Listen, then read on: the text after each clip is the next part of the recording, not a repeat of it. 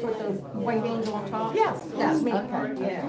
Yeah, this was from my front yard that night. I know the house is pretty well. If you look, if the smoke is blowing up, and over, well, yeah, this will be towards PA, yes. Right. Yeah. Now that's the night of the refuge. That was the night of the dwelling, yeah. With the plumes from the other. Yeah.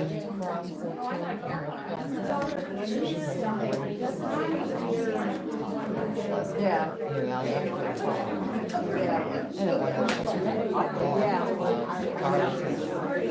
Yeah, Darlington actually got more to fall out than yeah, my boyfriend, Guys, you are very welcome. Now, Jill Stein has already arrived. She's the lady taking off her coat over there. I'll show you guys on Facebook. She's over there. She's got the black coat on, talking with the lady with the purple hair. That's Joy. And Joy is the lady responsible for getting this whole thing together. And there you see Scott Smith. He is the independent tester that's been doing a lot, or the independent scientist that's been doing a lot of the testing and stuff here. He's got a presentation today. So this is going to be an absolutely phenomenal town hall, I think. I think we're actually going to learn a lot. We have more people, of course, arriving as we get closer. And for those of you who don't know, Jill Stein is the Green Party presidential candidate.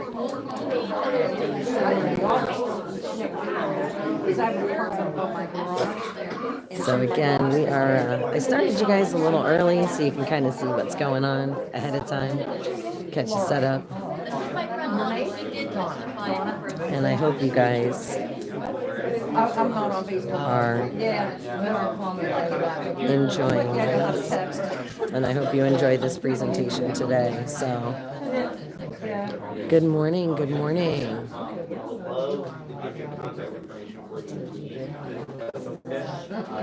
my daughter Shannon, she was the one that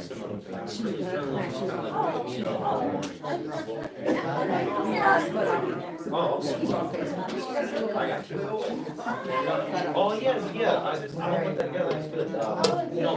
Bobby, they're on this.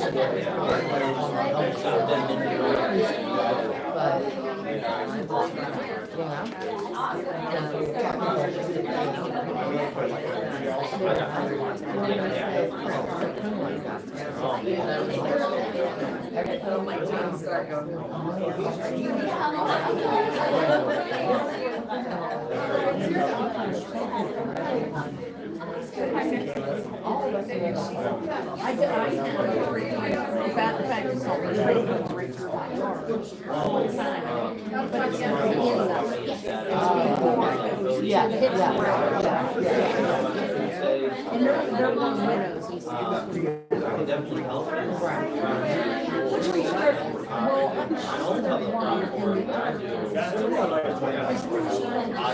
That water's running, everything in that fresh water. It's disturbing,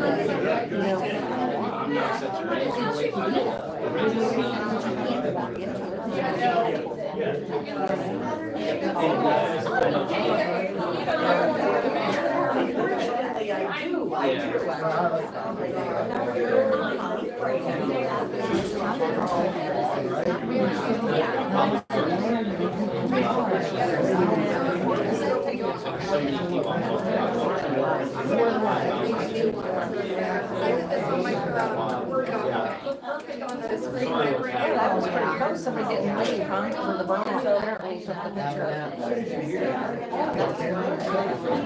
That's what I wish I would have had for all this. Oh, wow, you would have had some. Yeah. Yeah.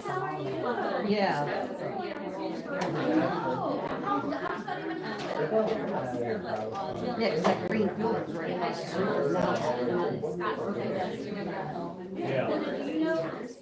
yeah, when we first saw that, I said, oh, that's probably good. That's what our engine is going down the creek.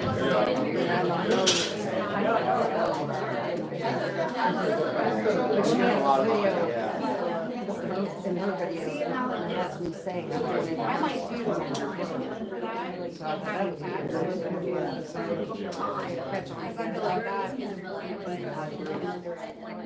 gonna be hard with all of these, and that's something that, I wanna put all this time out. So you have that, there's page 2.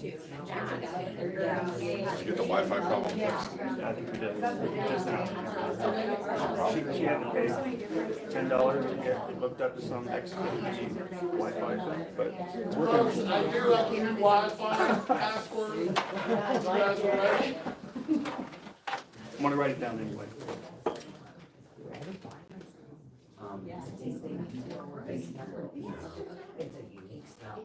The new guest password is 724 My main goal is 827 8738.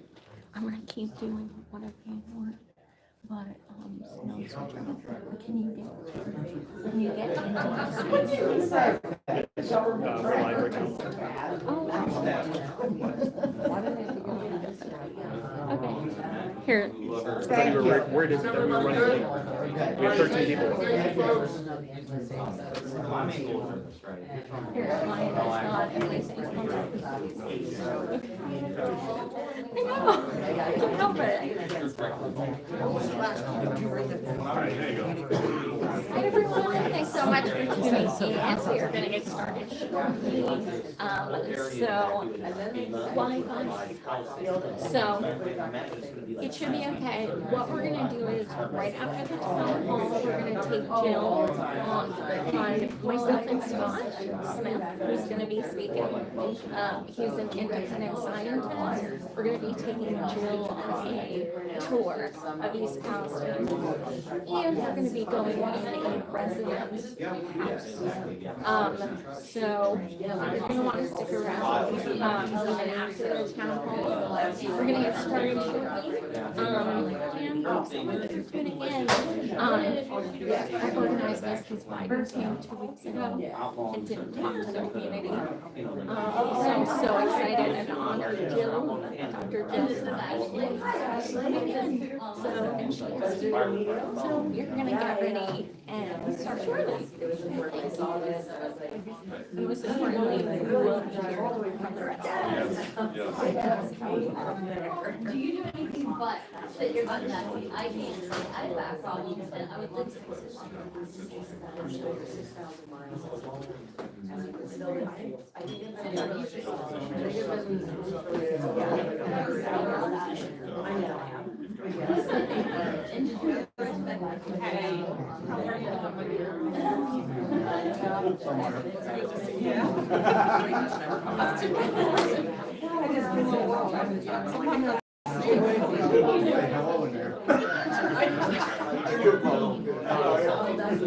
You know, the country wants to come. And I think that's what the government here is. You know, they don't like that. I work county politics in there for a reason, and the reason I'm doing this is that we are at the core of this government system that makes it run. We gotta remind you. I did. It's, so. Not even.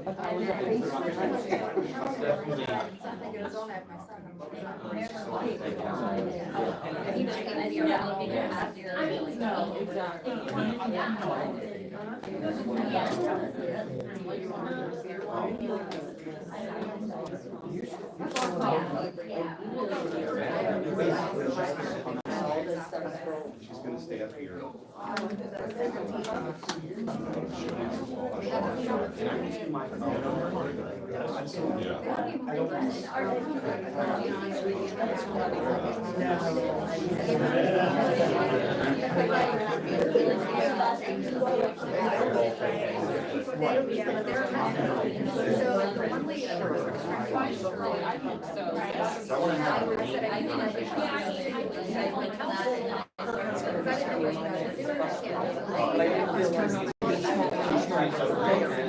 So much later. And they're like, But we start together.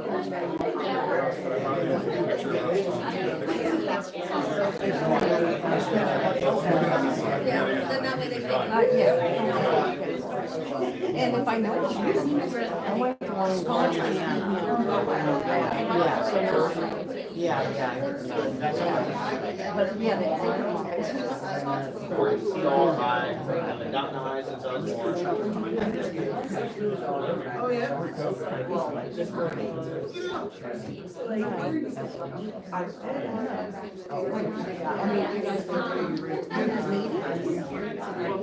fun.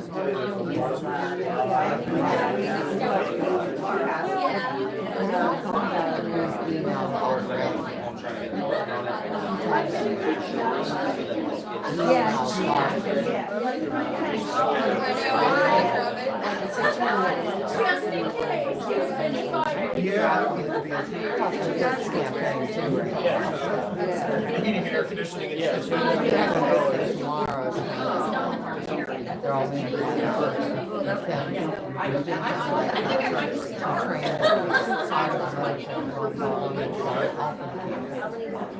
So I'm like,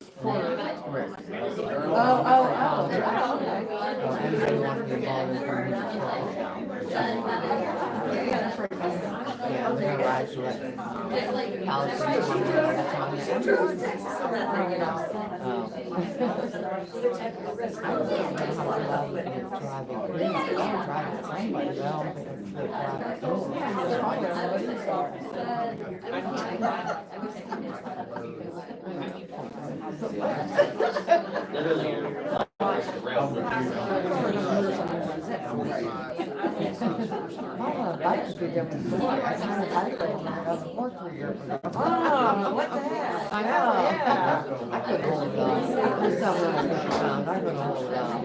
It's just a road thing, but I couldn't hold it on. I would have kept it. Yeah, oh my God, my jacket, I got my boots. There you go. I didn't give them all my money. I just sold a jacket. Yeah. So that people understand my motivation.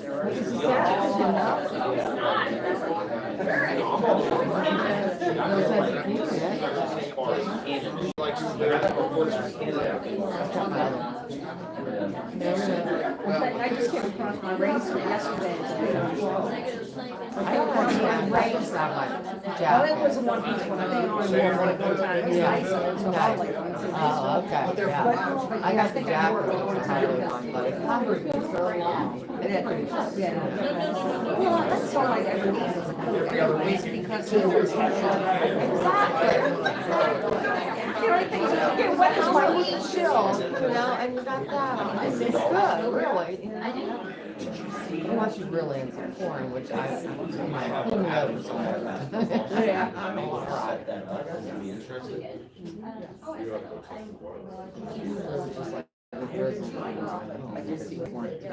Yeah, I mean, so if we like open up the back. Unless you're going on a trip. The one time we were going out to Oh, geez, yeah.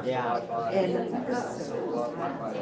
we were on the Ohio Turnpike. And it started pouring, so we pulled under an underpass. so you're in the Yeah, street you have now. to. I mean, she was coming down the pocket, and finally slowed down.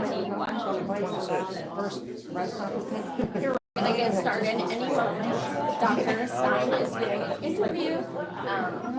Look at this. Yeah, that's so cool. Good thing you like. And And under it just went through. Well, it would have been when we were under that underpass with the. Helping me get this place situated and everything like that. Like word resident.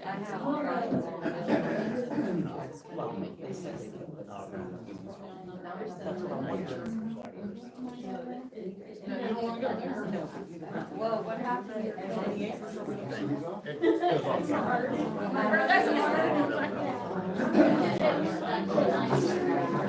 No, you're not wrong. It's like me, that probably never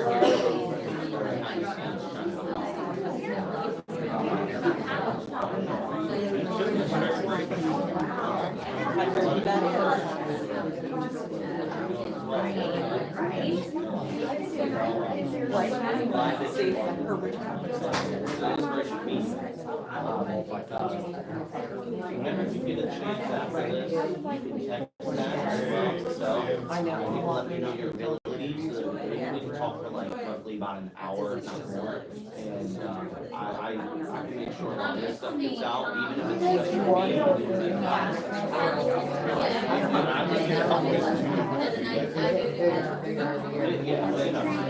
just wanna make sure that you understand that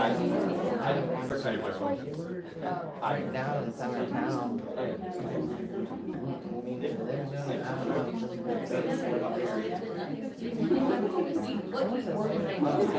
have a date. It's been a little hush hush on the thing. And then we're having a civil trial that they combine on the very first round.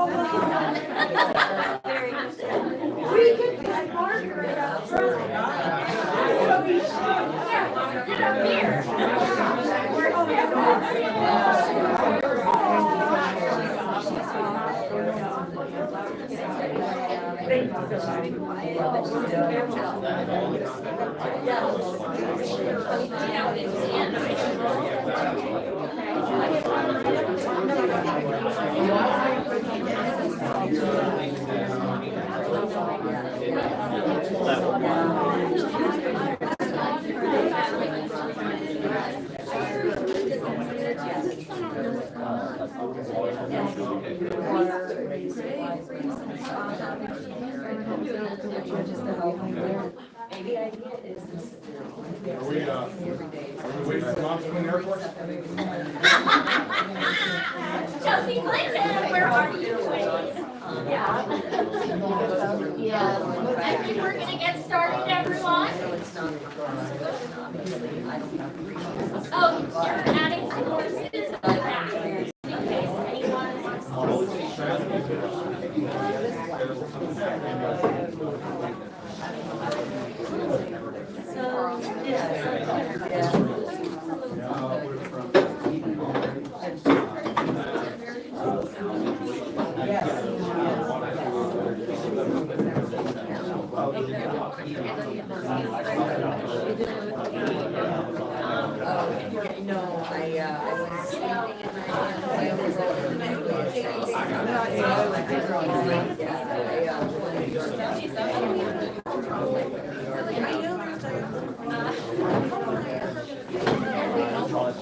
Yeah, it's only a couple of days.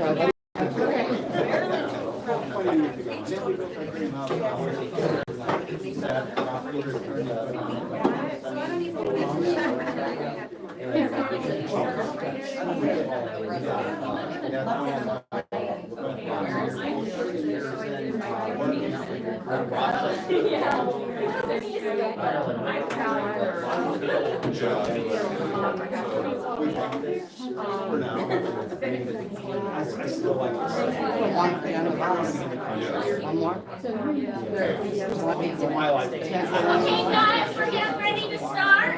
Everybody, please take a seat if you'd like. So my name is Joy Marie Mann. Some of you guys may know me. This is my 4th trip here. I am from Harrisburg, Pennsylvania. I'm a journalist who I started as a journalist doing, interviewing East Palestine and surrounding residents and just connected with so many of you. You are all, I'm not gonna cry. You are all such an amazing community and you have been so welcoming. When I've come here, I did the Medicare for All rally in July, such a great turnout. And I think it just goes to show this is not a political issue. This is a humanitarian issue. And you guys have spoken up, and you deserve clean water, clean air, clean land, and you deserve to be bought out if that is what you want. I have interviewed many of you, and it has been such an honor that you have opened up to me. I know many of you, and I decided to organize this because although I wasn't surprised when Biden came 2 weeks ago, the fact that he did not meet with community is absolutely egregious. It is unfair. It is unjust. You guys should have been able to say what you needed to say to him. I don't care what his schedule is. It took over a year to get here. That whole day should have been given to you guys, not to 3 pre-selected people. So talking to my beautiful and dear friend Chrissy, and just seeing how hurt people were with the fact that they were not given the opportunity and they were totally disregarded as though, you know, their experiences weren't valid.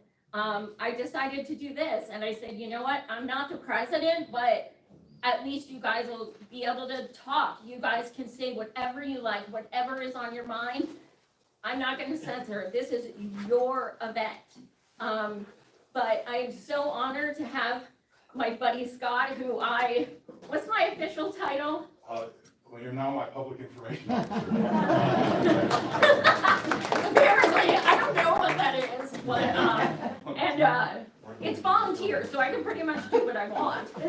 And I curse a lot, but he said that's okay. But yeah, so I'm honored to have Scott here and also Dr. Stein, who is running for president. And, you know, I gotta say, I know you guys are dejected with politics. So am I. I get it. We all are. We're very fatigued. But I think there's many differences with Jill, but also I want you guys to know she is a medical doctor, but furthermore, she's been an environmentalist for decades. And she's here. And she's talking with you. And this was not, you know, I had her on the last fundraiser for you guys, and she came in like an hour early to listen to the residents who spoke. I've been doing my show 7 years. I have never had someone do that. And then she asked to stay on to meet with Chrissy. So, and then she started calling Chrissy and had Chrissy on her channel. So this is something I have never experienced in my 7 years of covering candidates and covering communities. I have never had someone this involved, and it's amazing. Thank you so much. It means so much to me, and I know to others. So we will get this going. Scott Smith, I think it's your 25th time? 25th, 29th round yesterday. That's what happens. People like us come out and do these things on our own dime because EPA is an atrocity, and as is the local, state, and federal government. Amen. You guys should have been helped from day one. Also, before I forget, we do have cases of water in Randy's truck. So before you leave, grab a case of water. But yes, Scott, take it away. First of all, I'd really like to thank Joy Marie Mann and Matt Lucine. The two of you getting the word out for this community has just been huge. And I'd also like to thank Dr. Jill Stein, who reached out to me directly, and we've been in touch a week ago here. And you know, I believe the team I have around me is second to none. You can only get through this, and I was saying, you leave ego at the door and everybody. I'm the chosen one on the team that goes out and takes all the incoming missiles from Norfolk Southern and EPA. So I want to acknowledge the team. So first of all, I may not be standing here if it weren't for Rich McHugh, News Nation, and Chris Cuomo, News Nation. I want to really acknowledge them because the team that reached out to me is because of the News Nation coverage from Rich McHugh and Chris Cuomo. They're real journalists. They ask the tough questions and fair coverage of both sides. I want to thank the journalists and the media that showed up today. We have a problem where, as you can see with the Biden visit, most journalists are public relations people for the EPA and Norfolk Southern, posing as journalists. Right. And we'll get into that and talk about that. But I also want to acknowledge a lot of people have come forward on my team. There's over 150 years of dioxins and contamination expertise, PhDs. Everything gets reviewed that I present, and they can't be in the public because of what they do, but they all reached out to me and volunteered their time because of the media coverage coming from News Nation and a few local reporters. So it's really, journalism works, and Joy is really the future of journalism on covering issues for everybody to speak. Also, I couldn't be standing here, Leslie Pacey and the Government Accountability Project.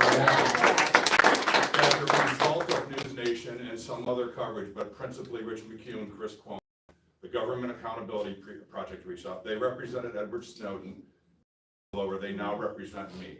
There is a legal team, and we'll talk about that. Norfolk Southern subpoenaed me in my driveway on October 19th.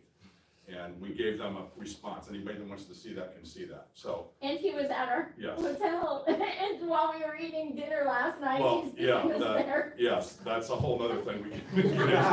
It turns out we're staying at the same hotel where the Norfolk Southern and Norfolk Southern guy running things, I don't want to use names, but he had a lot of the staff against that at the hotel that everything's fine, so we're telling the truth.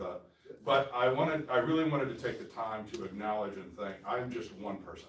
And I'm so blessed to have the great team around me, and the volunteers. We live in divisive times, and this whole experience with this great community has made me believe in this country again. And there's something going on, as you see, and I talked to Dr., I'm gonna call you Jill now, as I talked to Jill, there's something going on that I haven't seen. People are coming together from all walks of lives. We can get in a room. We don't have to agree on everything, but and we're here to listen today. And I want to get through some new information and quickly, and then have Jill speak, and then we want to listen to what we can continue to do for everybody. The EPA is a captured agency.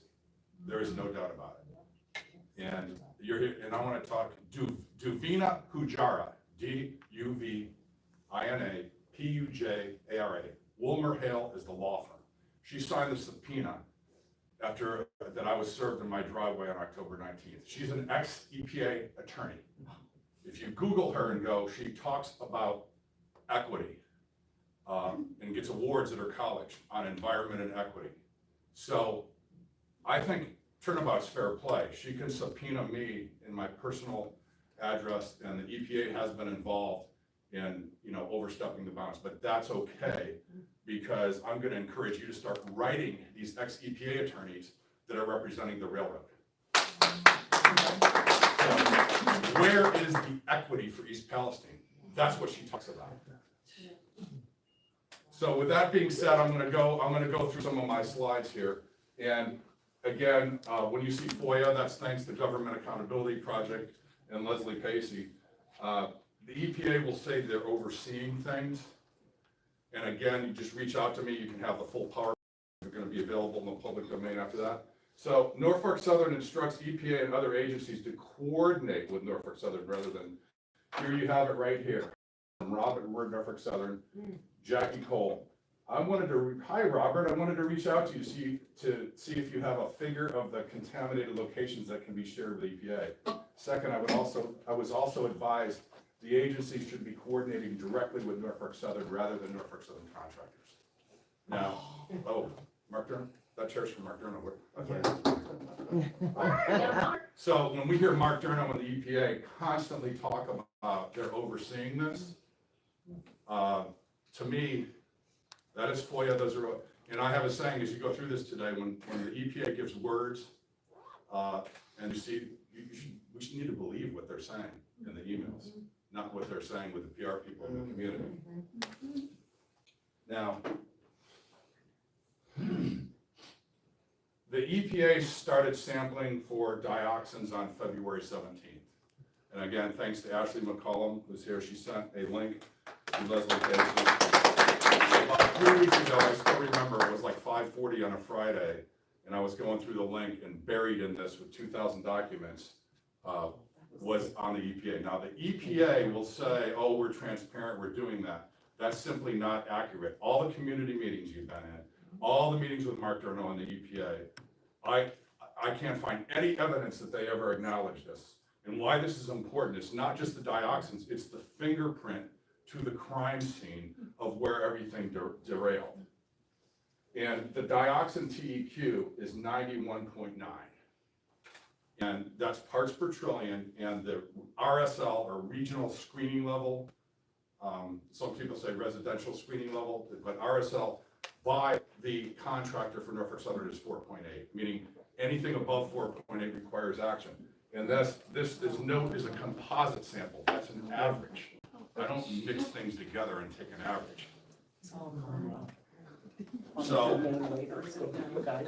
and here, and again, this is facts from this is the chain of custody from the Norfolk Southern contractor, lab to generate composite. So that means that now there's 5 samples here. What I do on mine is I get the details from each one.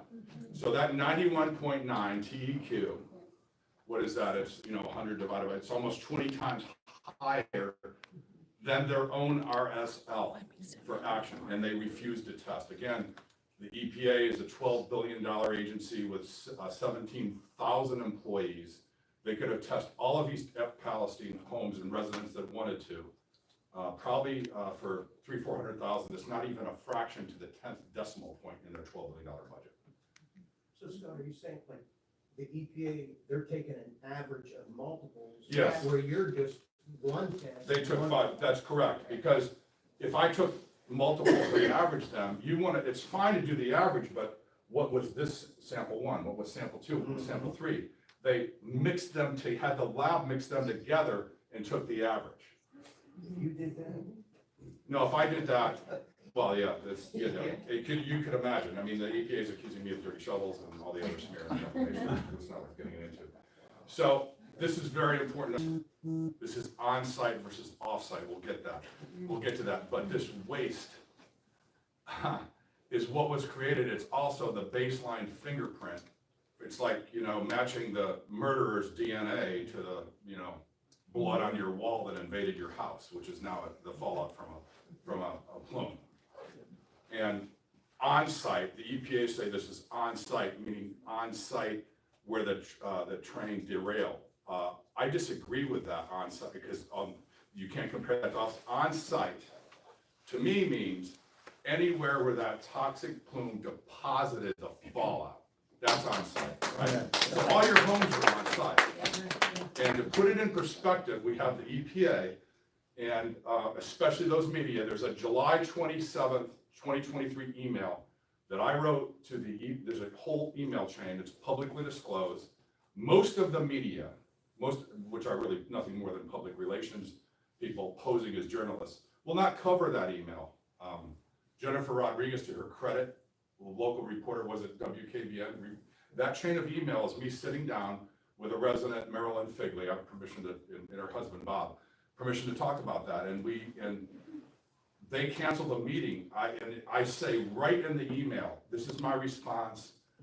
For the benefit of the community, I will test side by side. I will sit down as long as the exchange of information is in reciprocity and reciprocal. Well, now we know why I had to dig and find this. So they only wanted to sit down if I would share all my details with them. And again, what is backwards here is the EPA works for all of us taxpayers and you citizens. I don't answer to them, they answer to us.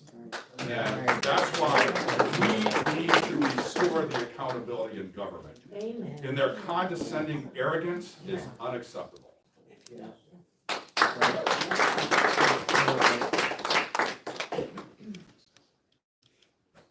And I just want to, I'm going to go quickly through this because I want to get to questions. And if you've got anything you want to point out quickly, feel free to interrupt me. SVOCs and VOCs. Polycyclic aromatic hydrocarbons are in the SVOC category. Semi-volatiles and VOCs are volatile organic compounds. And this shows they were testing on February 21st. They tested on February 9th. Why is this important? Think of it as the murderer's fingerprint.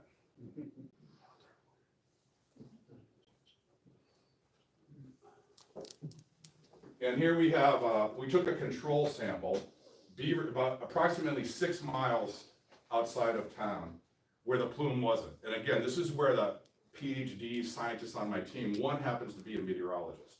He has all the details from NOAA, where the plume was, where the plume was not. So on site, where the toxic plume fallout deposited toxic chemicals, not just where it derailed. I want to make sure everyone's clear, so sometimes there's confusion on site and off site. Yeah. So if your home's contaminated, if your home has dioxins above 4.8, you're on site. Off site is where the toxic plume fallout was not, hence the control sample. So, and you will see the dioxin TEQ here is 1.7. And that is a little sliver where the plume was not.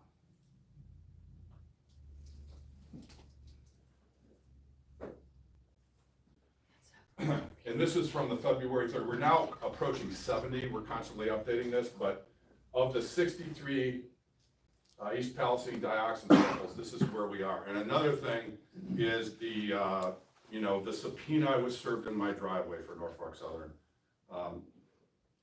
The legal team at Government Accountability Project responded, and we challenged that. We said basically, instead of continuing to threaten me, just file a motion to compel. We'll see you in court with the cameras and make it all public. So I still, instead of the smears and, they thought they would threaten and intimidate, but they picked the wrong guy. So here you have in red is the 4.8, that's the RSL suggested markators. And I know, again, this is very complicated stuff. We could spend, the rest of the day on this, and if you have questions, you can always follow up with me later. But the accusations from the EPA and the smears, dirty shovels, I'm intentionally taking samples for high levels. But here's the good news. The good news is that over 50% of my samples are below the RSL, meaning that's good. That's what we want. I don't want to find it. So around 46% are, potential hot zones that all we're saying is we need follow-up testing. In the control sample, at Beaver Circle in the town of Columbiana, was 1.7. So these are the data, this is the science.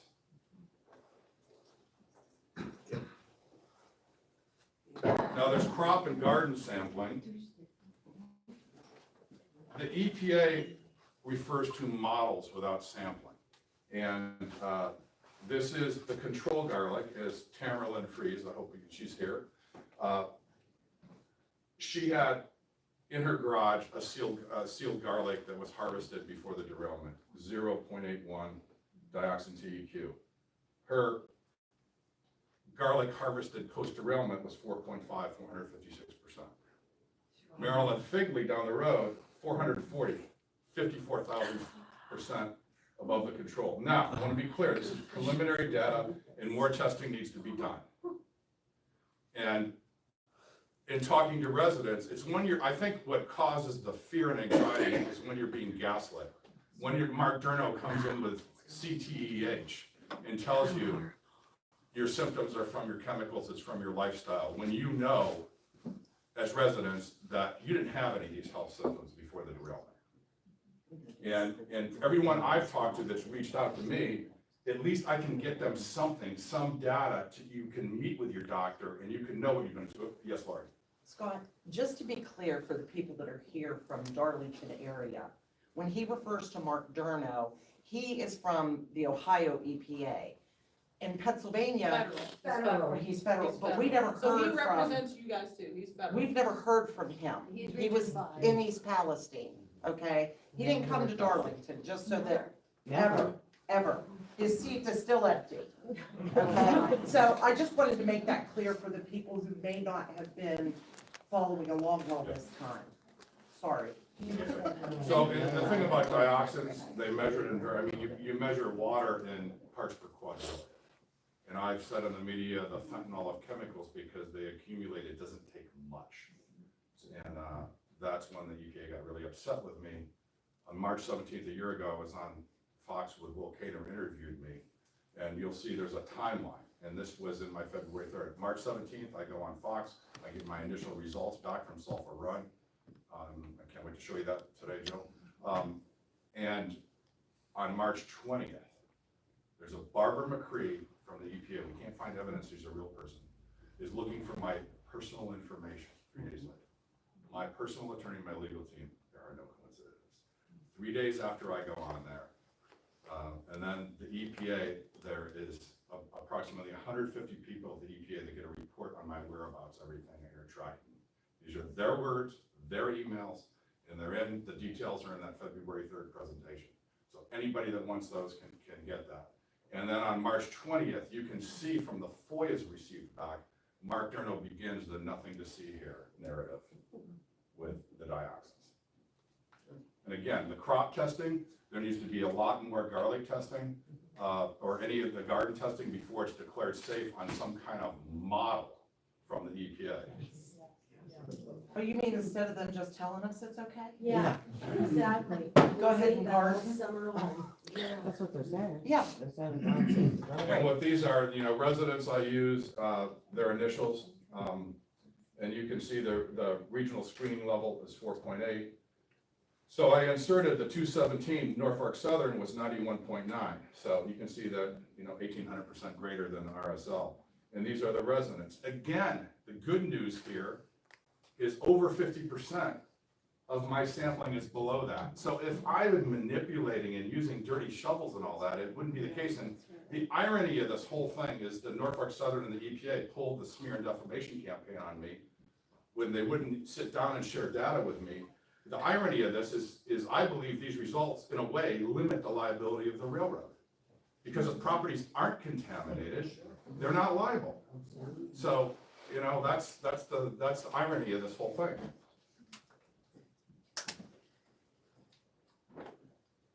And this is the Sulphur Run sediment, and the importance of this is first event February 3rd, second event February 6th.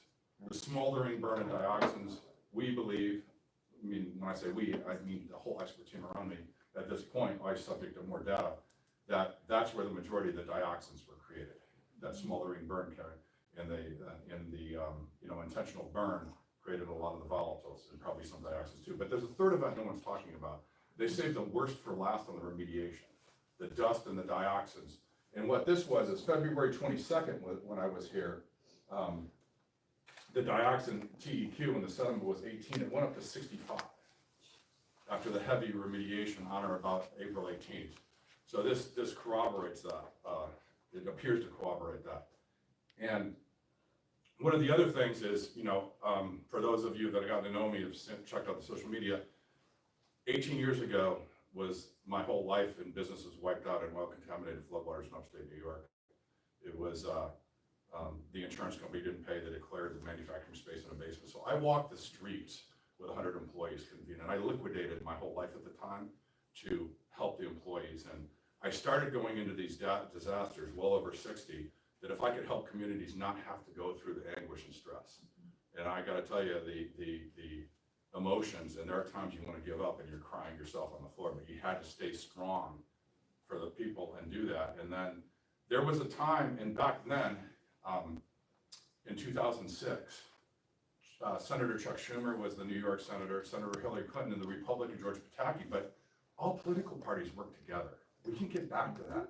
It shouldn't matter who, everybody worked together and we got everything up and running. And then Senator Schumer nominated me for the Small Business Administration Award for, I just did the right thing. I got all my employees' health care benefits. I tried to get, we got back up and running, and then I went down when, you know, George Bush, the son, was president. And, you know, everybody from all walks of life. It was about just, to me, in my mind, doing the right thing in disasters. So, and there's, at the top of my Facebook and Twitter, you'll see a press conference from 18 years ago with Chuck Schumer. So at least I know I'm not going bald. So you'll see him talking about that, and we can get back there. That, you know, we can get back there, and that's what I'm seeing. So encouraged by what I'm seeing here in East Palestine, and I repeatedly say, East Palestine represents that everything is great about this country, but it also represents what's wrong with the country. But the good news is we can highlight and elevate this thanks to Joe reaching out, to Joy and the great team, because the EPA works for us. It's time to expose all this corruption and be done with it. And here's Bull Creek and here's Sulphur Run. The purpose of all this, and I'm trying not to get into too much details, it's systematic science, and we've got the third-party lab and the details in the backup, is this is the water of Sulphur Run, which I was basically ground zero within 50 yards versus where the plume was not. So 9.6 versus 0.24. This was actually, this was February 22nd, and right around February 22nd of last year. Now, this is really important, and Christy, I'm gonna leave you with these two slides. In fact, I'll drop them off at your house. Okay. This is unreleased data until today. So, we talk about mixtures of chemicals. You hear the EPA repeatedly cite a singular exposure to a singular chemical. Disingenuous at best, intentionally misleading. And they want to talk about misinformation and disinformation. So what we have done, there's something, you know, the TEQ is a toxic equivalency. So you see all these polycyclic aromatic hydrocarbons, like the different dioxins. In dioxins, it's called a congener. Each congener has a equivalency factor relative to the most toxic. So that's measured in parts per trillion. And then the parts per billion is the PAH TEQs. This is the first time we're bringing this data out because we've been focused on dioxins, but we're focused on the mixture. The mixture of chemicals, there's another great journalist, Chris D'Angelo, that wrote on Huffington Post about mixtures of chemicals. Facebook confirmed to me with a blue check mark, you know, a couple of years ago. I've never been censored.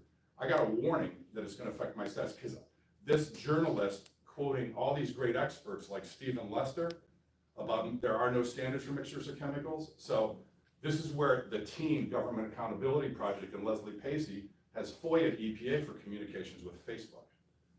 And this ties in on a larger picture. Democracy, democracy, democracy. Well, if we don't have our constitutional rights and free speech, we don't have a democracy. Does everybody agree with that? So, and then back to this, you see that this is the control from Beaver Circle in Columbiana. PAH TEQ 30.6. These are the residents, and then this is the dioxin TEQ was 1.7. So all these residents, when it comes to mixtures, that's the PAH TEQ, and this is the dioxin TEQ. And this is what I think, Jill, talking to you in more detail later, with your, and I'm so appreciative that you're a doctor too. I think this is the kind of stuff that doctors need to see. So it's this combination in the mixtures.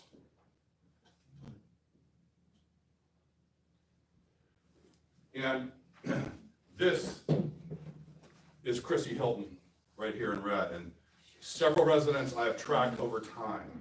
Now, when you see this, you can see her testing, and then News Nation was with me on site for all of the testing for this. So they have recordings, they videoed it all. They're literally witnesses to this.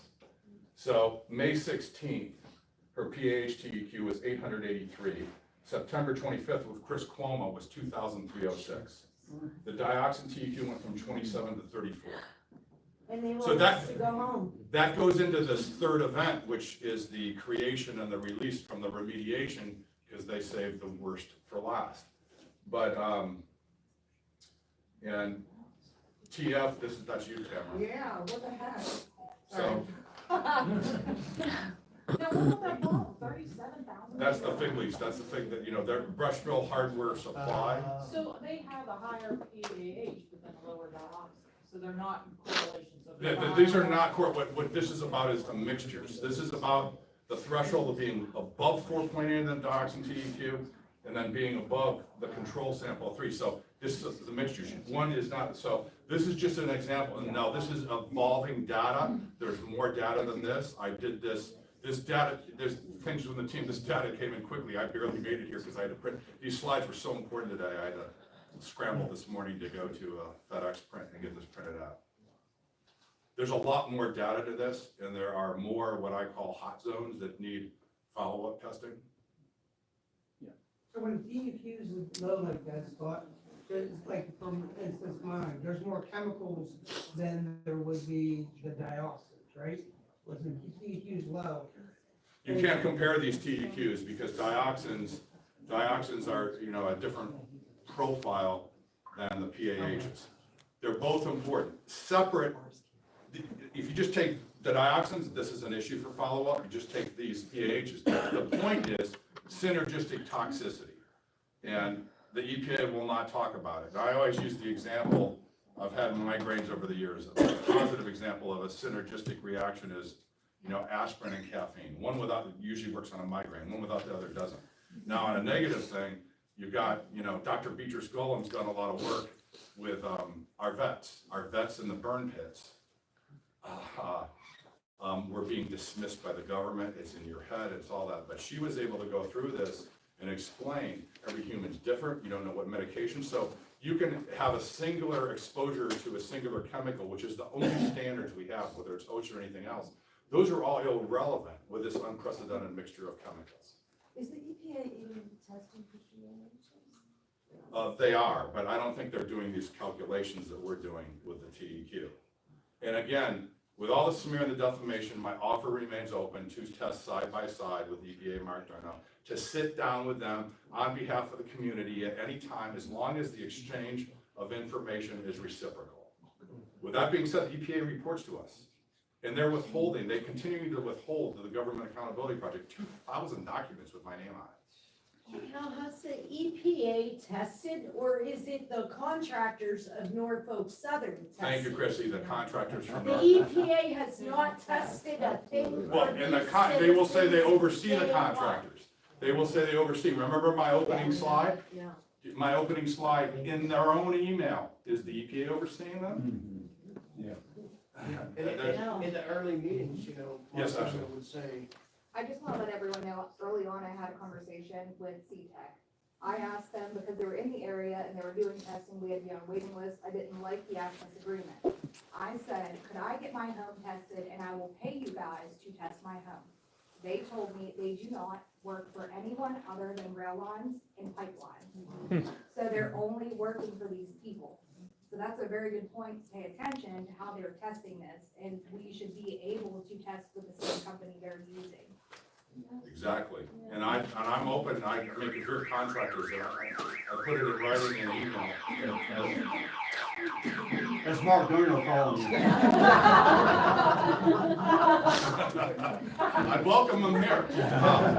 So I also want to say, in 18 years and over 60 disasters, I get the question, East Palestine, you know, I also go in and deal with harmful algal blooms, which are a growing problem with climate change.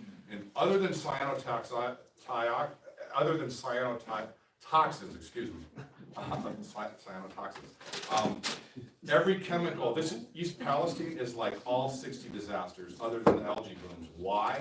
Because you had the smoldering burn of the PVC, you had all those chemicals, you had other things on that rail, you have you know, oil, SVOCs, diesel. So why East Palestine is different, and from what I've seen over 18 years, it's like all these disasters bound up into one. That's a very important, and that's why mixtures of chemicals are so important. Many times in these other disasters, you're dealing with a handful of chemicals, so a singular exposure to a singular chemical has some relevance. and that would, I would think, explain a little bit with different symptoms. I mean, you got a loved one, or you yourself might have been taking metformin for your sugar or somebody taking high blood pressure medicine, mixing it with that, so that's, these different symptoms, and you wonder why. No, and I volunteered to do this, so I don't need sympathy or anything, but I never had bloody noses or my nose. When I was doing heavy soil testing, I had bloody noses, I had to have my nose cauterized. I felt all the symptoms. Not one person I have met with, do I think is making anything up whatsoever. And that's the other thing. Thank you. Is the PR firm coming from the government and the railroad, unfortunately, have done a very good job in dividing the community. Just like our vets, about 30 to 40% had symptoms and didn't. Just because somebody doesn't have symptoms doesn't mean they need to be demonized. Just because somebody does have symptoms, they don't need to be demonized. In the Government Accountability Project, we'll get to those cowardly trolls that hide behind names and bully the community. I promise you. We have trolls that keep, and some of those trolls might be tied to some of your local elected officials. Yes. Yeah, have you coordinated this data with the public water commissions with the stormwater protection plans by any chance? You know how that they're not releasing that data? We're open to sit down, but we would love to sit down with transparency and share in a reciprocal way. I mean, I'd love to, but instead of sitting down and being professional and respectful, they want to go on smear and defamation campaigns. Okay, so the public water commissions as well won't give you that data. We've reached out a couple times, but I'm glad you asked that. So, Yeah.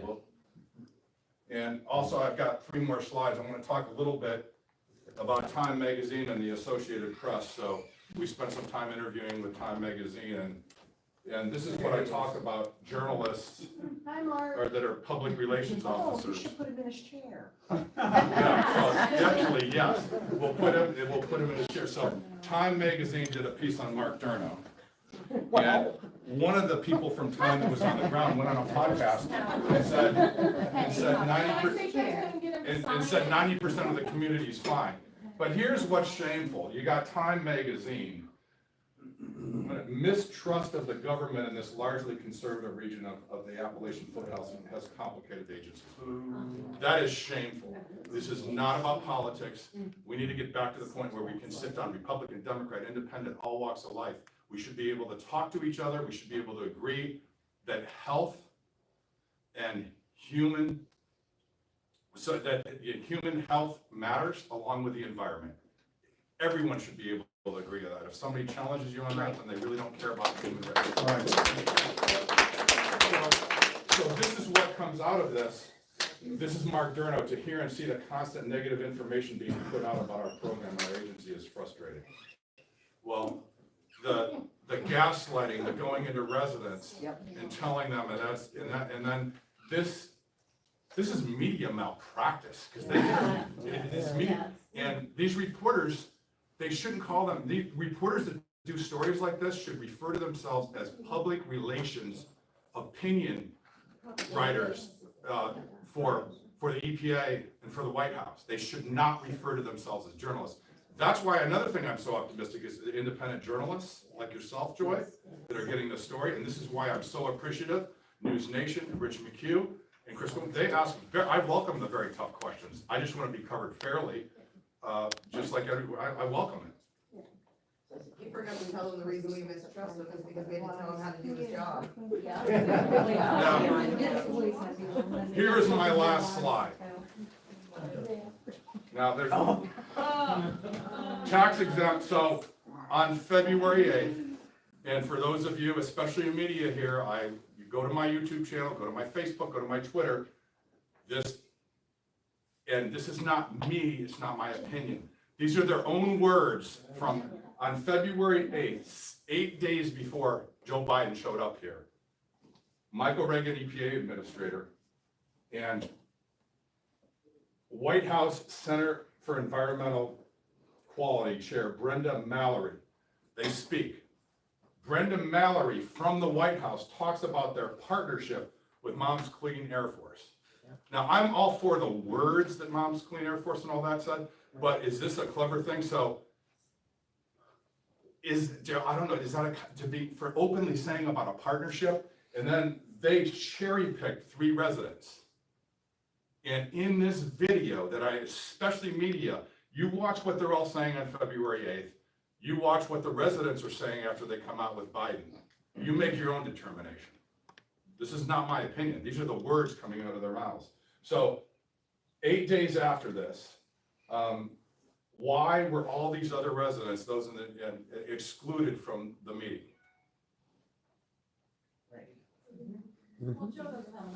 Yes. Scott, can you talk about the testing that you've done in Darlington Township at all? Yeah, like your house? Yeah, like our house, Shirley's, you know, that, because we've been told that, you know, everything's fine, you know, and I think that's very valuable for some of the other people that are here today who have come Okay. from this area. Yeah, and in Pennsylvania, we have seen fingerprint that appears to match with what that relative, what I call the buried documents. We could spend another hour on this, and I try to be as efficient, as comprehensive as possible, but I'm glad you said that, Lori. We can tell you for a fact that Darlington and these Pennsylvania areas were impacted. It may be that the controlled burn had more of an impact on Pennsylvania. Yep. And everything I say, I always say, it's always subject to additional data coming in, because you literally can't have enough data. But, and also furnace filters. Mark, instead of taking a biopsy of your lungs, it gives you something of what you've been exposed to. You can't draw definitive conclusions like you can with soil and water. But it's better than nothing to see what you've potentially been exposed to and what you've inhaled. Any other questions? And I'm gonna, yes. Yeah, I have another one. So, have you, heard anything from like the U.S. Army Chemical Corps or anything like that? Seeing how they're experts in a lot of these things on like, different levels, even with warfare? I'd welcome any government agency, I'd welcome them, and I'm openly inviting them to test side by side. And anybody can go out and retest anything with me, and if I've made a mistake or something, I will be the first one to publicly correct it, standing next, and it's open. But instead of taking me up to meet with me and exchanging information in a fair way and doing testing side by side, they resort to nothing but smears and defamation. So with that being said, is there any more questions? I got one, Okay. not a question, but something you don't think about, like the furnace filters. Everybody in here in this room's driving a car, you got a cabin air filter in your car. A lot of people don't change them filters. I had a mouse in one, so I'm used to changing them, but, if none of you guys change cabin filters, that's out. One furnace filter in your house is in a controlled environment. When you're in your car, driving place to place, that cabin air filter's got a lot of information in it. So something, be careful with that when you do change it, don't be breathing. I'm glad you just said mouse, Lori. I know, oh, You wanna say that real quick? So, we all live in the country here in Darlington, you know, we live in an old farmhouse, and I don't know about the rest of you, but we always have mice. And since last year, in 1 year, we have caught exactly 2 mice. All winter, we had no mice, we've had no mice. And, you know, so I can't explain that. Other people have reiterated the same thing to me, you know, and it makes sense because mice, who are our counterparts for testing, are the ones that live in the ground and in the dirt and in the grass and everything. So, you know, is there a correlation? I think so. You go to the simplest things. Well, They you know, breathe the Lori, air. you might wanna watch, because if you say that too loud, Norfolk Southern's gonna bill you for extermination fees. They're gonna say they did you a favor and charge you for it. Okay, well then I'll bill them for trying to murder my husband. How's Yeah, that? yeah. Well, And then this gentleman here, I wanted to respond to what he asked you, Scott, about, you know, has anybody else, has he tested this or compared this? All we have, all that, at least what I'm aware of what we have, is from, you know, the golden source of the testers that Norfolk Southern is paying for and spoon feeding. Yes. That's what we've got. That's all we have to go on, and anything we get anywhere else is completely dismissed. Scott is the only one who is standing up and bringing data. We don't have any other source to get it from. So we would love for anybody who wants to come in, but nobody's doing it. Why? This should be a breeding ground for people to learn things, and environmentalists and professors and, yeah, all guinea pigs, so They they should want be, and they're not, it's crazy. I asked those because I thought I think it's quite telling that they're not releasing a lot of this stuff or getting even like the U.S. Army Chemical Corps involved even, especially since they dealt with this in applications that we can't even imagine, you know? But they're acting, Exactly, they're yeah. acting like they don't know what to do with this, we've never experienced anything like this, and that's nonsense, that's Yeah. nonsense. I can't believe they haven't been here They to won't. assess the They won't cracks. come in because they know they're going to find horrific contamination. And the only one stepping up is Scott. Put your hand up higher. And we think. I'm stubborn. And I wanna close with this. I brought I wanna say hi to Hank Bagwell and Sky Wallen, who were here earlier this week. Hank is the one that came up with this, he did this all on his own, the guy in the blue shirt, short documentary. It's wonderful. So what I'm doing is, anybody that comes to listen, I have a gift for Jill.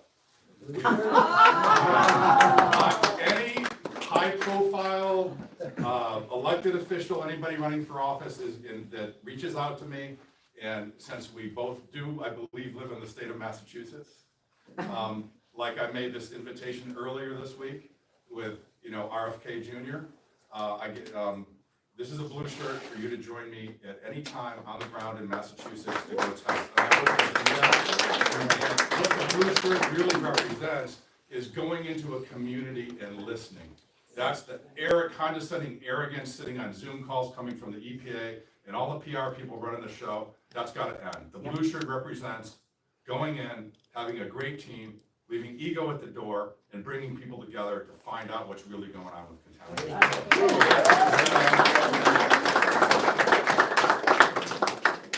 And blue shirt is working class.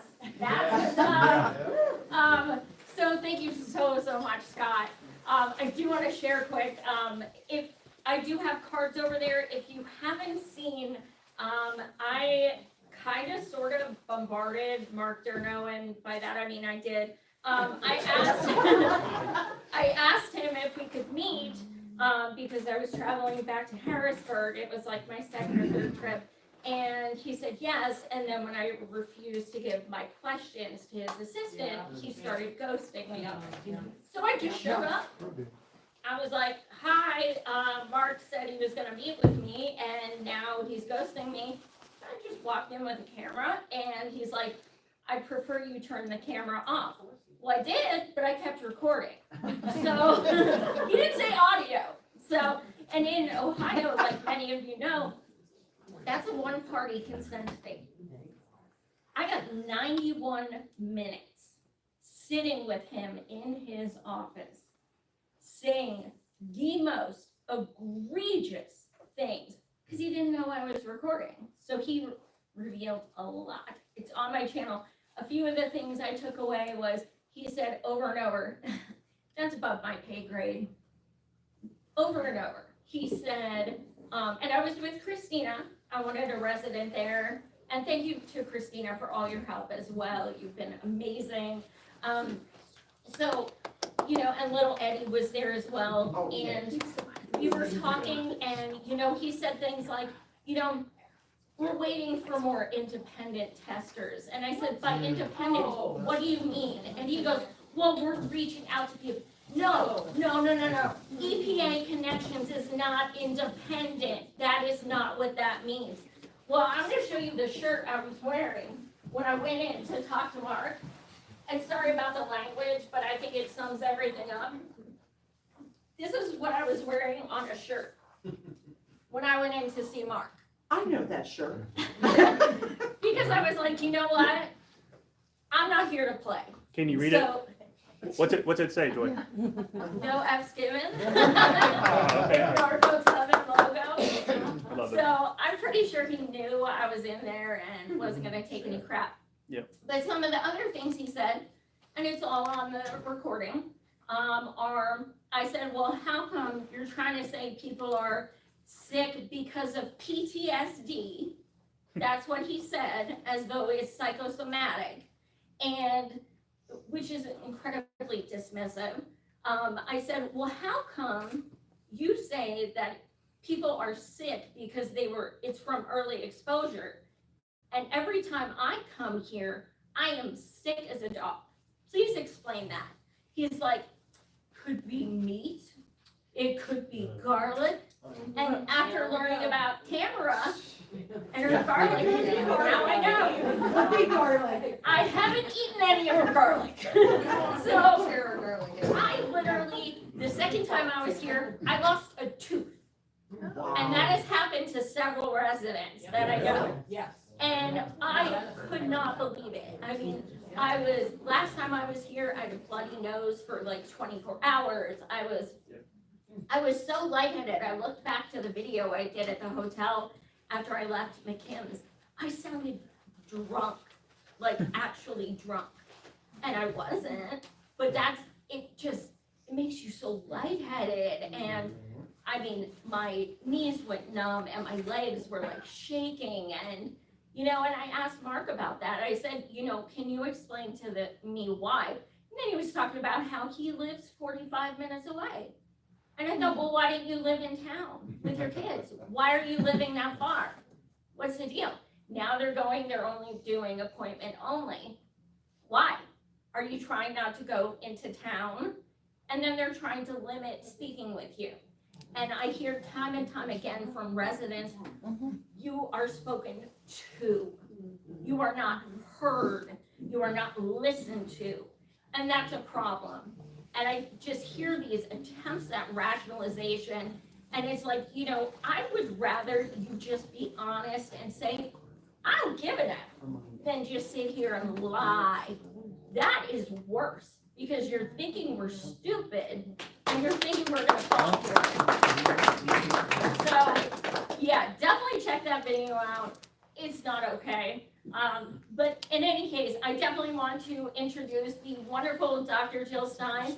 As I said, she's an environmentalist, has been for decades, and a medical doctor who has been outspoken and an activist and an organizer for so many years about our planet and about disaster situations, chemicals, and also Medicare for all. We all want that, right? So you guys deserve 1881A, which would give you all Medicare for life because of what has happened to you. This is Joy Marie Mann. She's the young lady that organized this today. Thank you so much, everybody. I'm really humbled and honored to be here. This community, I think, is what democracy looks like. You are a model to the nation. Thank you for your courage, and thank you for really showing us all the way, because what's happening in East Palestine is happening to lesser degrees, really all over the place. We're all exposed now to a chemical soup. We have innumerable chemicals in our blood. You can see them in our urine. We all hear about PFAS now, PFAs, which are everywhere. And we all know about lead. We're all hearing now about dioxins. Before that, it was PCBs, polychlorinated biphenyls. As a mother, I learned about that these chemicals are in mother's milk as well as in the womb, and I thought, oh my God, what is going on here? And that sort of led me on a life journey where I was a medical doctor, seeing our communities getting sicker and sicker, whether you're looking at diabetes or high blood pressure, heart disease and strokes, and especially, among children. Children were developing, this was like back in the 80s and 90s, children were developing diabetes, and children were developing obesity and new cancers, and it's like, what's going on here? Something is wrong with this picture. And then you have communities that are like the canaries in the mine shaft, the love canals, the Tynes beaches, and now East Palestine, or look at our veterans and burn pits. Look at the first responders, really all over the place, but in particular in 9/11. In every case, people had horrific, disabling symptoms, and they were told, don't worry about it, it's all in your head, you're stressed out, etc. This is the rule, and it happens over and over again, while the industries that are responsible, like Norfolk Southern, are making out like bandits. and their profits are skyrocketing. There are solutions that were proposed by the workers. The railroad workers would have prevented this, and they were prepared to go on strike to protect the safety of these shipments because their staff has been cut by 30% over the last decade or two. And you have two railroad workers who are covering these freight trains that are a mile long and more. They can't possibly monitor the safety, and they knew what was going on, and they put themselves at risk and their jobs at risk in order to protect our communities. And Joe Biden and Congress, the Democrats and the Republicans, all shut them down and forced a contract on them that compromised their safety and compromised your safety.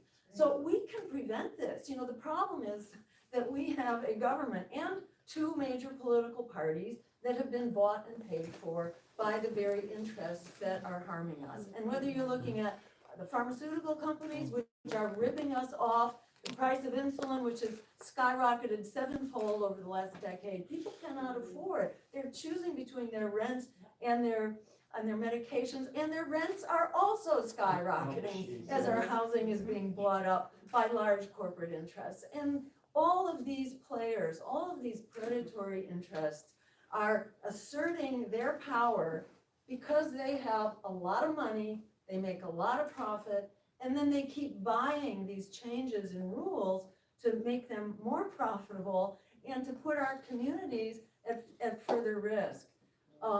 You know, and I just want to pause for a second to just heap praise on Scott Smith for the incredible science that he is doing.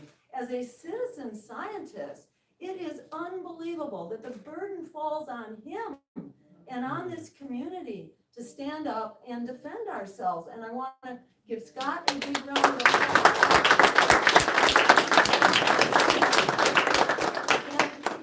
And as well as the many scientists and organizations that are supporting him, but they feel like their jobs are on the line, so they can't speak out. And thank goodness there are courageous heroes like Scott and everybody in this room. And I want to thank Joy Marie Mann especially for being such a courageous journalist. This is what real journalists do.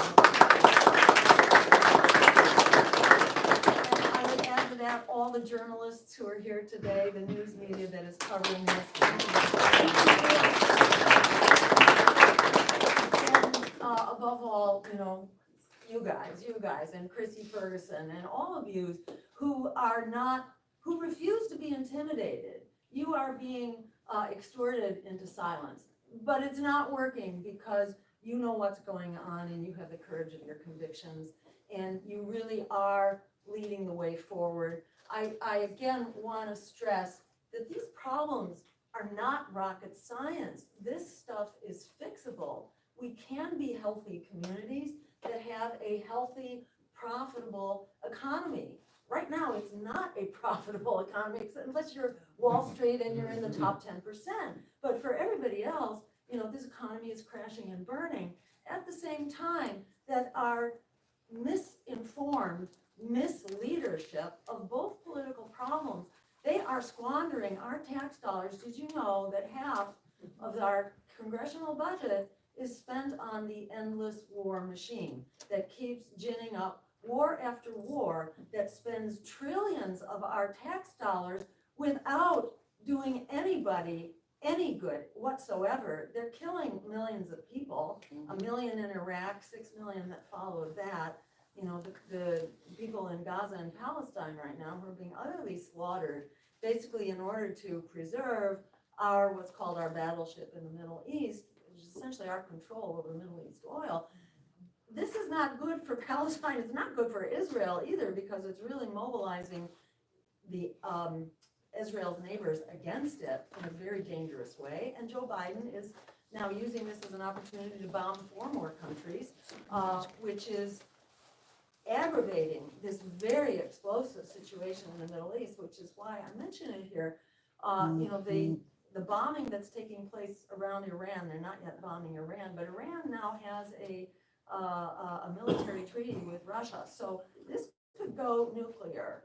One nuclear armed submarine, and there are 14 of them.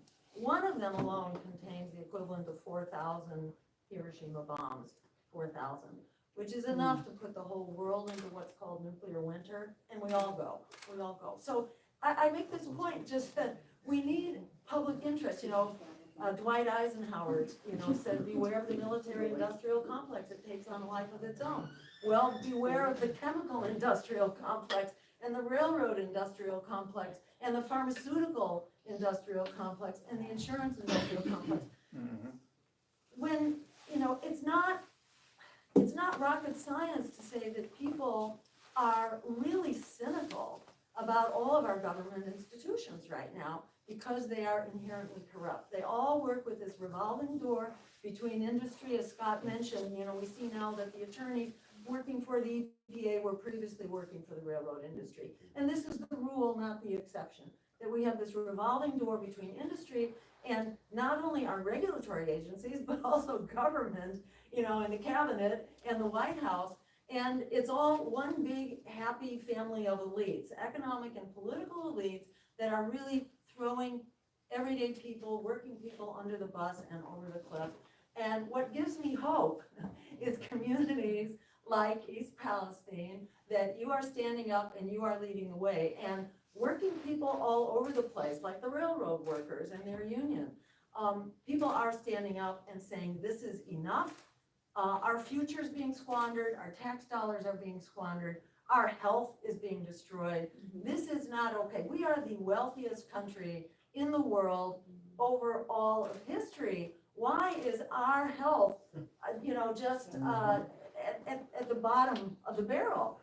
Our health is really bad, and we spend way more money than any other country. Well, surprise, surprise, any other developed country, that is. 1/3 of all of our healthcare dollars, 1 out of every 3, and we're spending $4 trillion a year on this. 1 out of every 3 healthcare dollars is spent on bureaucracy, paper pushing, and red tape in the private industry. If you go to Medicare for All, that's not the case. It's very efficient. Your tax dollars and your private dollars are spent on your health care, not on paper pushing and advertising and exorbitant CEO salaries. So that's just one example. We can do this better, and when we fight against the game of divide and conquer, they're trying to set us against each other, red versus blue, black versus white, immigrant versus workers. They're trying to play this game of divide and conquer because they are quaking in their boots. They know that the truth is out there. We, the people, are rising up more than ever because we have to. The chickens have come home to roost. We're not going to take it anymore, and we are getting together. And again, big kudos to independent media, all of the media that's here today, because you are the watchdogs. That's why we have a First Amendment. That's why we have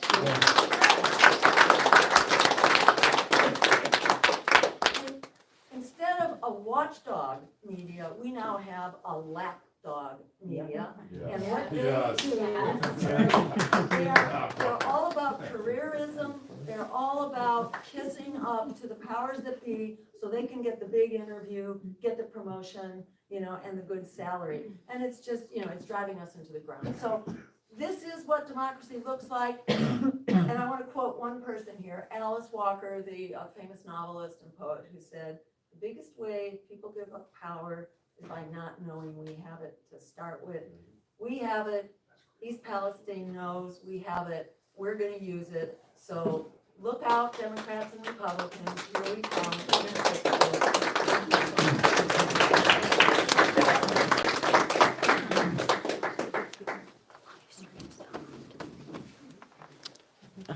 Any questions, comments? Because we're here to I listen have to the something to community. say. I want to thank Mama Soup Kitchen also for everything she's done for the community. I want to recognize Dr. Richard. It wasn't for him. Like 10 minutes ago, I did.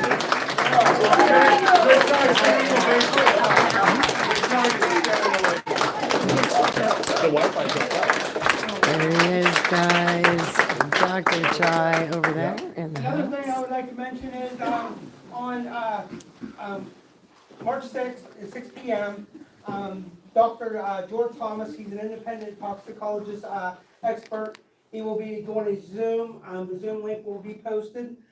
He has performed independent toxicology hazard chemical analyst for government agency, corporation, and academic institutions for over 50 years.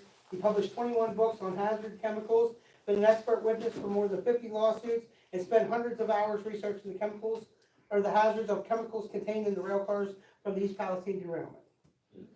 Join us all at 6 o'clock on the 6th.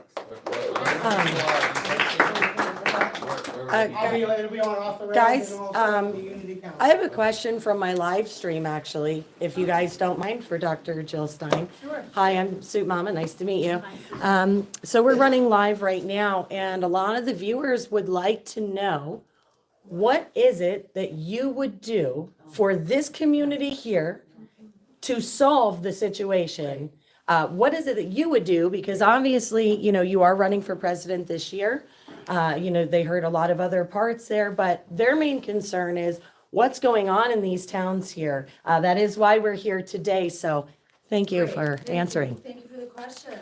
And, so on day one, the president can fix this. On day one, the president can instruct the EPA to properly protect this community. And that means to move everyone out right now who is at risk, everyone, and to make testing widely available so that every household, every person can be informed and empowered. Are you or are you not in an at-risk zone? Is your property contaminated or is it not? Is the water underneath it contaminated or not? And we have to err on the side of protection. And there will be some uncertainties, but where there is a potential risk, we need to err on the side of caution and move people out until either it's established that there is no risk, or it's clear that the area has been remediated. People's health needs to be protected. We cannot keep people exposed and at risk. This should not be rocket science, because what's happening here in East Palestine has happened over and over. It should not take 10 years or 20 years in some cases, like in Love Canal and Times Beach. Why we shouldn't have to reinvent the wheel here. People need to be protected right now. Children need to be protected. Elders need to be protected. We need to err on the side of public health, not on the side of protecting the profits. So that's number one, move people out until we have a definite green light.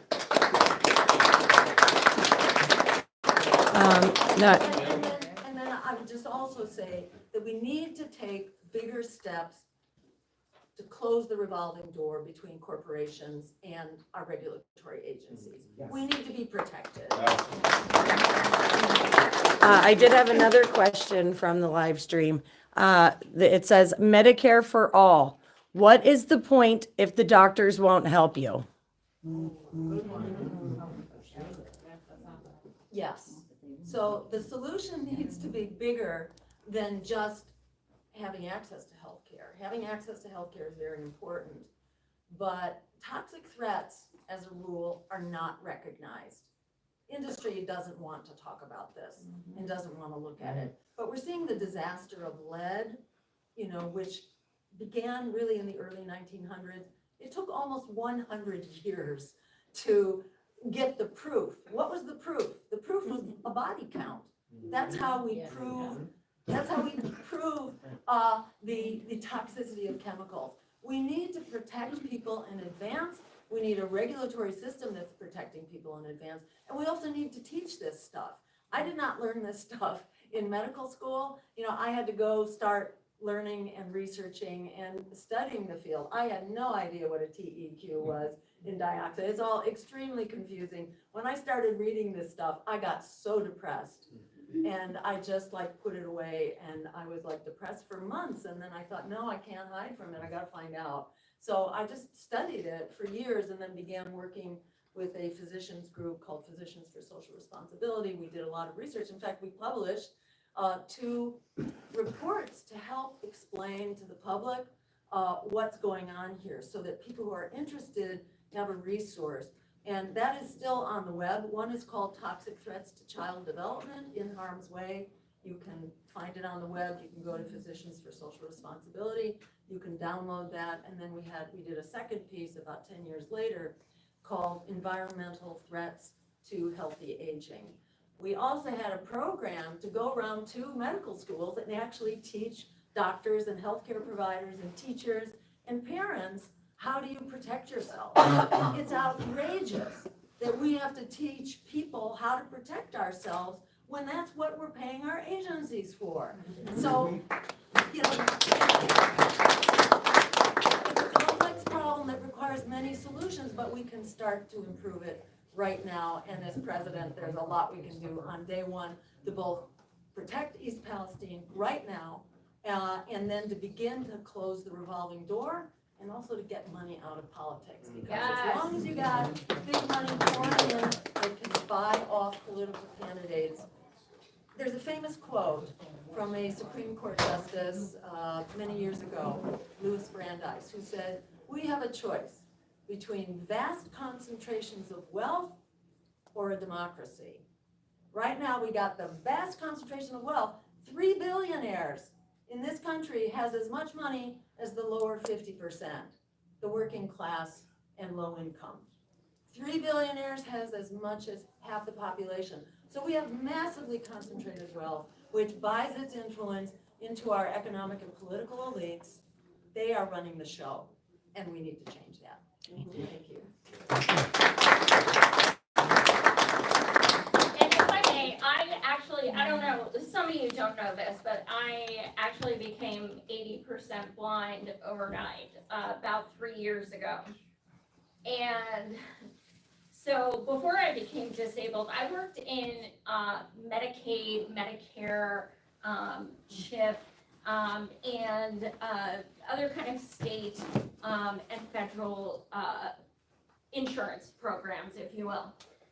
And Medicare for All is kind of a popular term, but it's actually technically called single payer. And what that means is the single payer is a government. We shouldn't pay crap. Why the hell should we pay anything? Every other industrialized country gets it for free. And so essentially, what is different about that than what's going on right now? Hospitals are not declaring they are nonprofit and making billions. You are not, like yesterday, I'm disabled. I don't work, you know.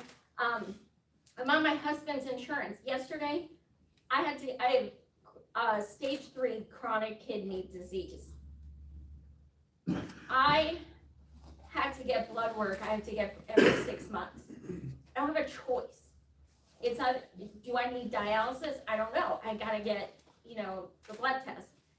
That blood work, I just got a bill for $823. How am I gonna pay that? You know, and you know how much my insurance paid that I pay for every single month? $14. Oh, yeah. Yep. So single payer, Medicare for all, that's people like me, the millions of people like me, that is what would help right there. You guys can go to the doctor and they're actually responsible to help you. They are not beholden by these insurance companies who say, let's negotiate. We can, you know, we'll give you XYZ amount of money if you know, prop up this medication and it's gonna cost you $700 a pop. There, you take those, you know, big pharma, big insurance, the insurance industrial complex, you take that out of the equation, and doctors are forced to become more responsible to help you and treat you and not make bank off of their corporate profits. That's true. So, at this point, I want to introduce the most wonderful person in the universe who always makes me cry. But she's the reason that I organized this, because she's a worker and just an amazing person, and we're all lucky lucky to And know nice her. to have each and every one of you. We could not, none of us could have got through this without each other. Everything that we went through, everything that we have lost, we have been there for each other. There's a couple things that I want to say quickly. The first thing is I thank God that I am here from that car wreck.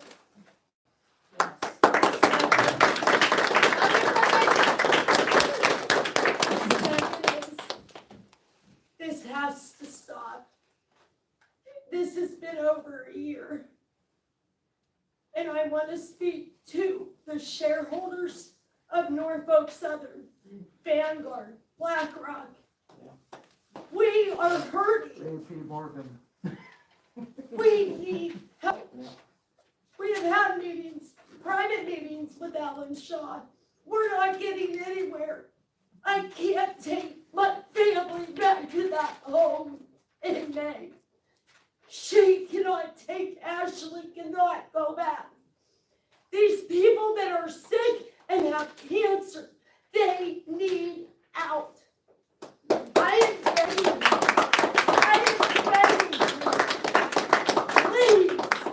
Please help this community. It's not everyone, but the hundreds that it is, help us. Please, you have the power. You could end this today. For the love of God, please help us.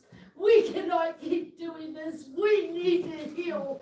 We need to move on and we need to focus on our families and our lives. Please do the right thing. Please. It's not just East Palestine. It's Unity. It's Darlington. It's Jimtown. It's Negley. Anybody that is having trouble, please do the right thing. Please. We're running out of time and our health is suffering and our families are falling apart. For the love of God, help us, please.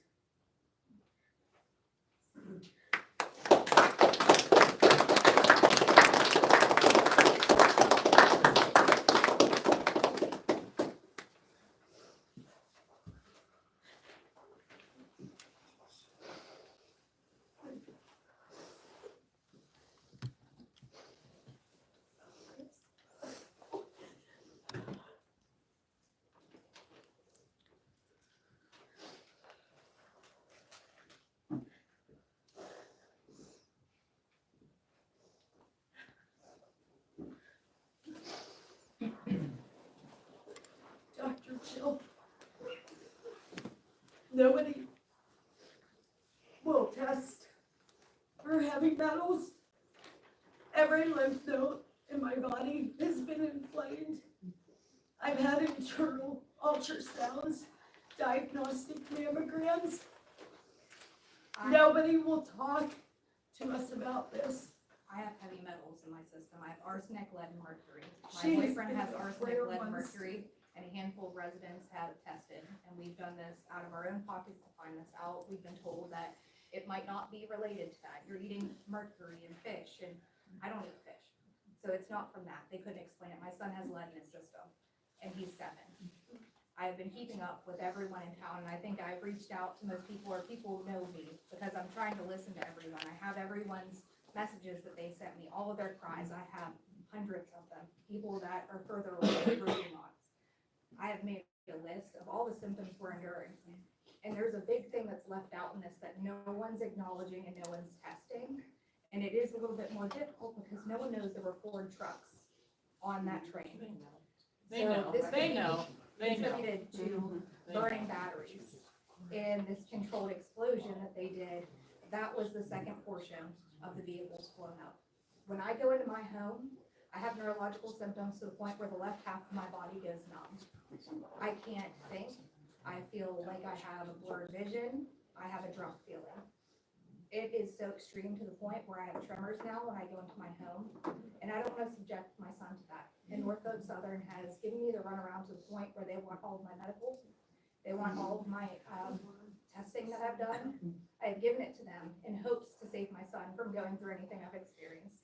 They have denied me. They have tried to have me do fraud, basically. They tried to say they would just give me money, use it for your points that you contributed to your hotel stay. On the 17th, I'm gonna owe $4,550 just to try to keep my family safe because my boyfriend lost his job and we cannot rent anywhere and we cannot get a mortgage.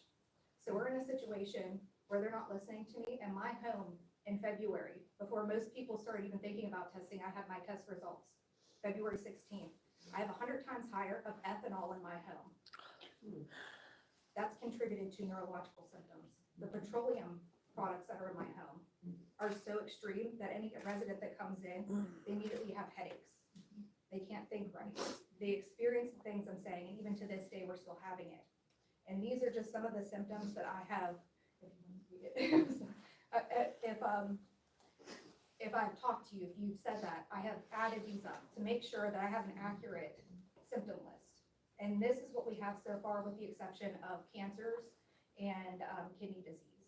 Because I do want to make a separate list for that as well, but these are just some of them that she'll read. Change in moods, skin loss more than normal, sinus infections, rashes, headaches, pain in the ears, burning in the eyes, red eyes, burning scalp, numbness in fingers, numbness in feet, tired, weak, chest pains, sore throat, cough, nose burning, nose bleeding, pain in the back of the neck, numb in the back of the neck, shoulder pain, numb in shoulders, stomach pain, heartburn, mouth numb, mouth tingling, lips numb, lips tingling, dizzy, forgetfulness, confusion,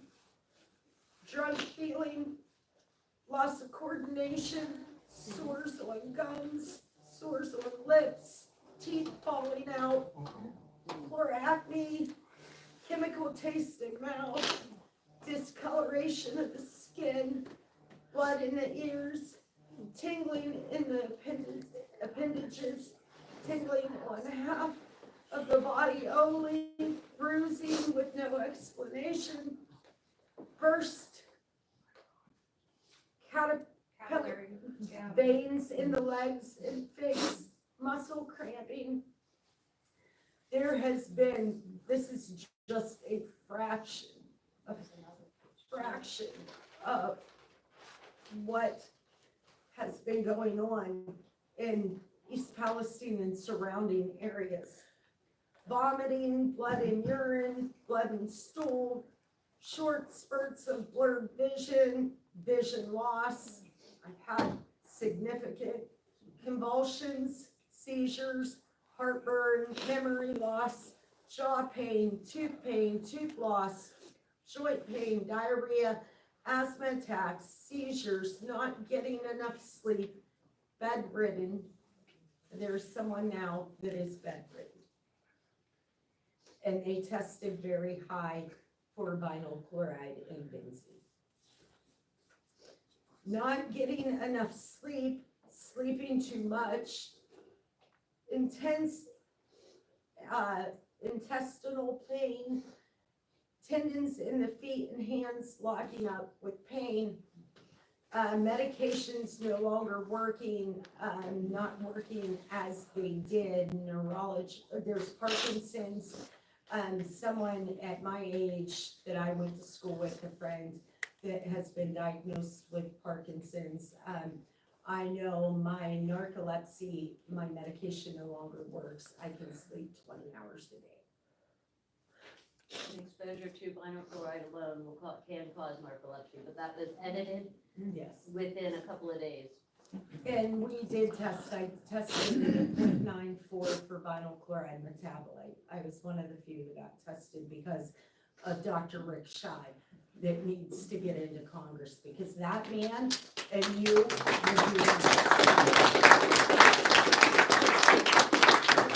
Now, we're relocated, so these people in town are living with us. Yes. They're having this, they're crying out to people and no one's listening to Are them. there people that live here that the symptoms are collected just from people that live in East Townsville or out? Palestine, Is it Darlington. both? Anybody that. Yeah. Okay, that's what I need Yeah. to know. So I'm from outside now, like I left, so that's what I want to know. And if you still are having symptoms, you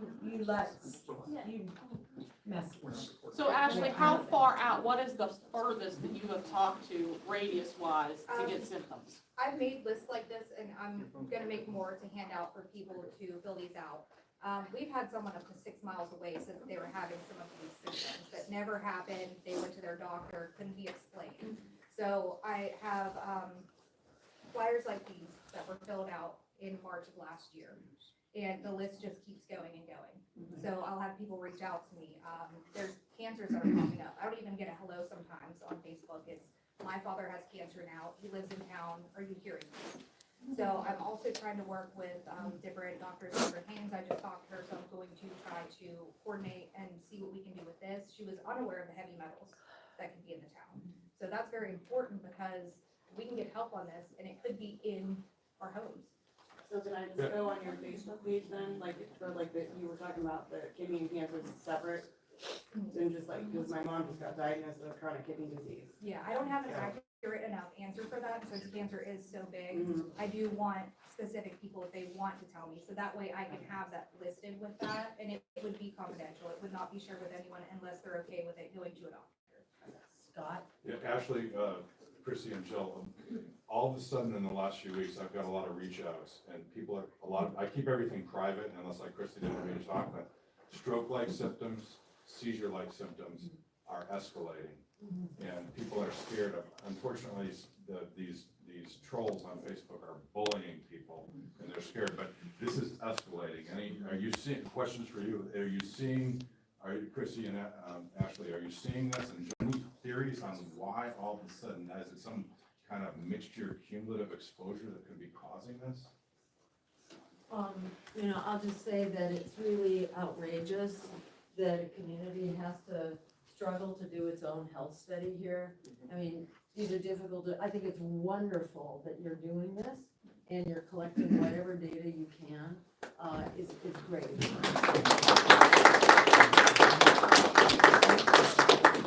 It's outrageous that you are left to do this on your own and to try to figure it out. And it's really hard, it's very hard to say, it's very hard to sort out.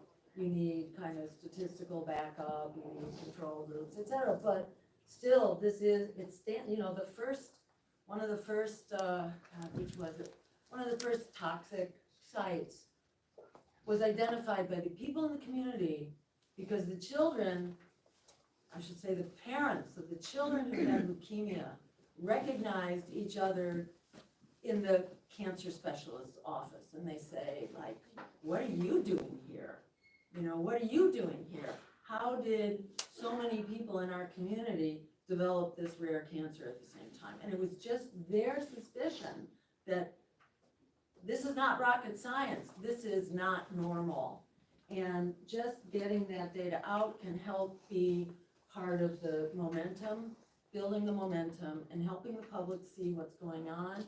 And, it just needs to be part of the mix. Don't feel like you have to come up with the explanation for it and why does it hit some people someplace. It's very good to know about the heavy metal stuff and the potential source on the train. That's part of the story that I never heard before. So it's things like that the community can put into the mix here that may be very helpful down the road. And don't feel like you have to explain this now. That's not your job, unless you want to go to, public health school and get your degree and be like Scott, we got enough to get started with here. And at the end of the day, this is a political game and we have to assert political pressure. Well, I'd like to say too that we did have, I'm sorry. Go ahead. Go ahead. Thank you, Ashley, for going and gathering this information. I'm a Darlington Township resident, and now South Beaver, because I've had to move. We went to Darlington Township. We went to a meeting and we asked. We've been to a few of them. Yeah. We asked, can somebody do something and get that information? Is there something township could do to get that information. And we were told that we're a small community and they're siding with the EPA that nothing's wrong. We're standing there telling them we're sick, we're hurting, we're doing everything, and they're telling us they can't use their resources So to how help the us. problem with that is we don't have enough residents in Darlington Township and Darlington that are speaking out. It's just a few of us that attend these meetings who speak out. And we need the other people in this area because we all know that we've got hit. And I know that a lot of people don't want to talk about it. And I know that they're afraid to talk about it. But Ashley is willing to speak to people. I will speak to people. I'll give you my phone number. You can give it to people. They can call me. It will be confidential. As most of the people here can attest to, that when they tell me something, it will die with me. So, But this is our government. Right. This is who we pay taxes Right. to, we do whatever. I went to them about getting a new water system and Oh, God. I went to Norfolk Southern and they said, you know what? We gave Darlington Township a huge amount of money to progress, to help people move on. So I went to them and you know what they said? I don't know why they told you to come to us. The governor gave us that money, not Norfolk. we cleared that. So, you know, we're stuck, no matter, everyone here has a story, and we've heard everybody tell the story, but nobody's listening. Where do we go to find someone that listens to us? I mean, I Well, have, and takes action, not just listens. Sure. It's been a year. It's time to take action. I haven't spoke up, I've spoken up when I can, trying to work and deal with everything, the pain you're going through, losing a home, staying in hotels. My job didn't even believe me. I went to them and asked for them for help and they're like, just go in. My uniforms, I had 2 uniforms. Said, I'm going to work every day out of a hotel. They said, go in there and get them and launder them. I can't. They were destroyed because the chemicals in your clothing.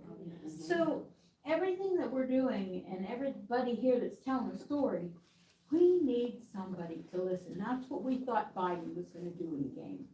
And he didn't listen to anybody, not one of us. Well, there is an election coming up. I just don't want to remind you.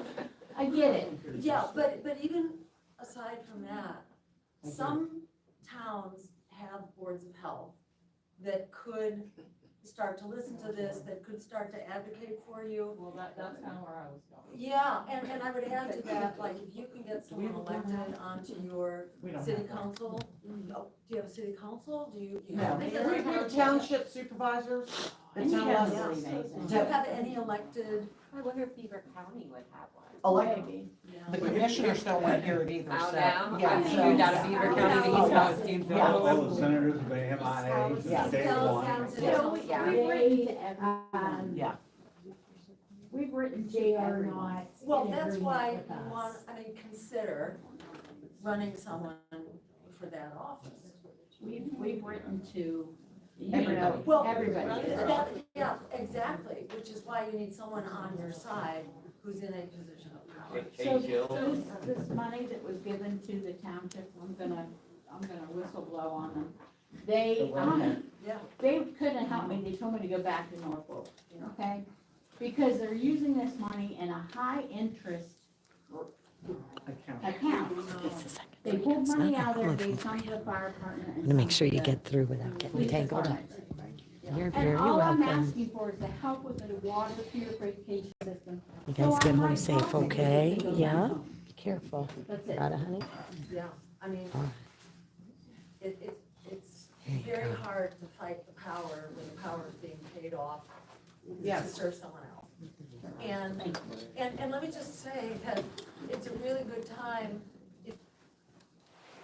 to have discussion in the community to help more people have the courage of their convictions, to be Yes. able to stand up. Exactly. And to challenge power. You know, if power isn't listening, then you gotta challenge power. In the words of Frederick Douglass, the famous abolitionist, power concedes nothing without a demand, it never has and it never will. So how can the community make this demand stronger? And some of that is just talking to people and helping people feel like they have the courage to come out with their stories, which will help more people. You know, Love Canal and Times Beach and the veterans, you know, the victims of Agent Orange way back in Vietnam, they've all had to fight this battle. This is outrageous that they have to do it, but we can kind of take courage and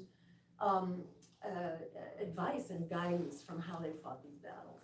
I'll stand with any of you.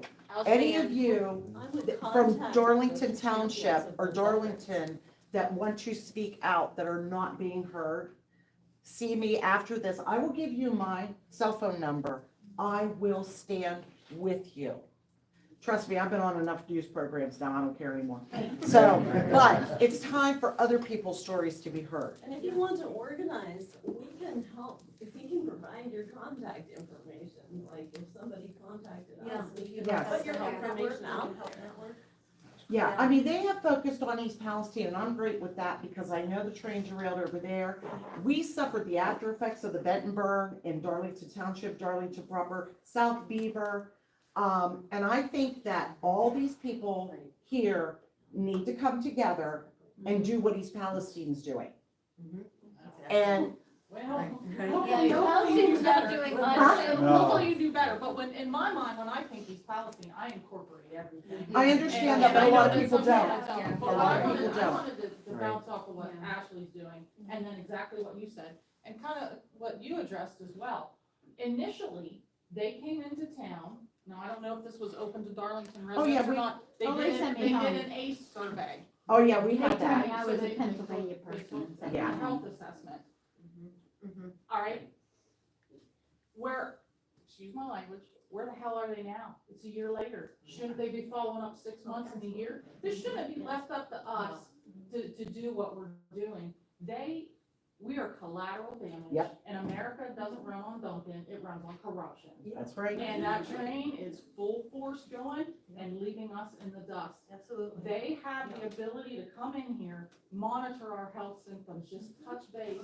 They don't do it. We go to our doctors. You say chemical exposure, la, la, la, la, la, la. Sinus infection, oh, it's an allergy. They don't want to hear it. And eventually it's going to be undeniable, but just like we said, that's going to be when there's a body count. We already And- have it though, and that's, a lot of people aren't seeing that, it's not going in the newspaper. Right. It's going to the funeral homes, when you look at these funeral homes. They're not something. Yeah, so there's quite a few deaths, when we had a 6-month period, it was higher than COVID, it was a 6-month period. So that right there is saying something is wrong, but it's not going out to the public, we're not seeing it. And I do wanna make a statement, because I wanna let everyone talk first.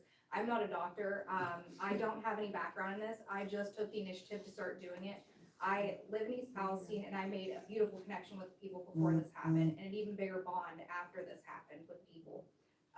And like Lori, I did come from Darlington. My mother does still live in Darlington.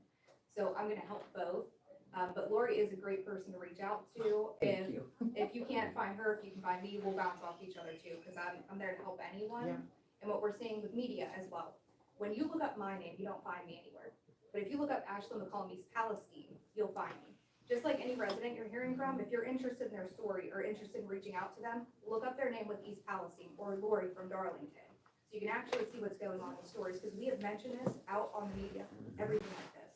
It's not getting out there. There's no reason at this point no one should know about the batteries that were burned. There is no reason no one should know that we're having these symptoms Right. right now. And the people in Darlington, I did talk with Scott Smith too, we were kind of thinking, there's more dioxins out further. Some of these symptoms that I see, and remember, I'm not a doctor, but the symptoms for dioxins line up heavily with people outside of the area where that plume went further. I've So seen that's it as far as something- Canada, so yeah. So that's something that I want to try to work with, and if you guys want to participate, if you guys want to share it, I can get those to places. Because once I get this data, people are more inclined to look at it. The worst thing for dioxins, that smoldering plume went from the 3rd through the 9th, Right. in the middle. That initial derailment, and those are polyvinyl chloride pellets releasing. That's why those buried documents in the fingerprint.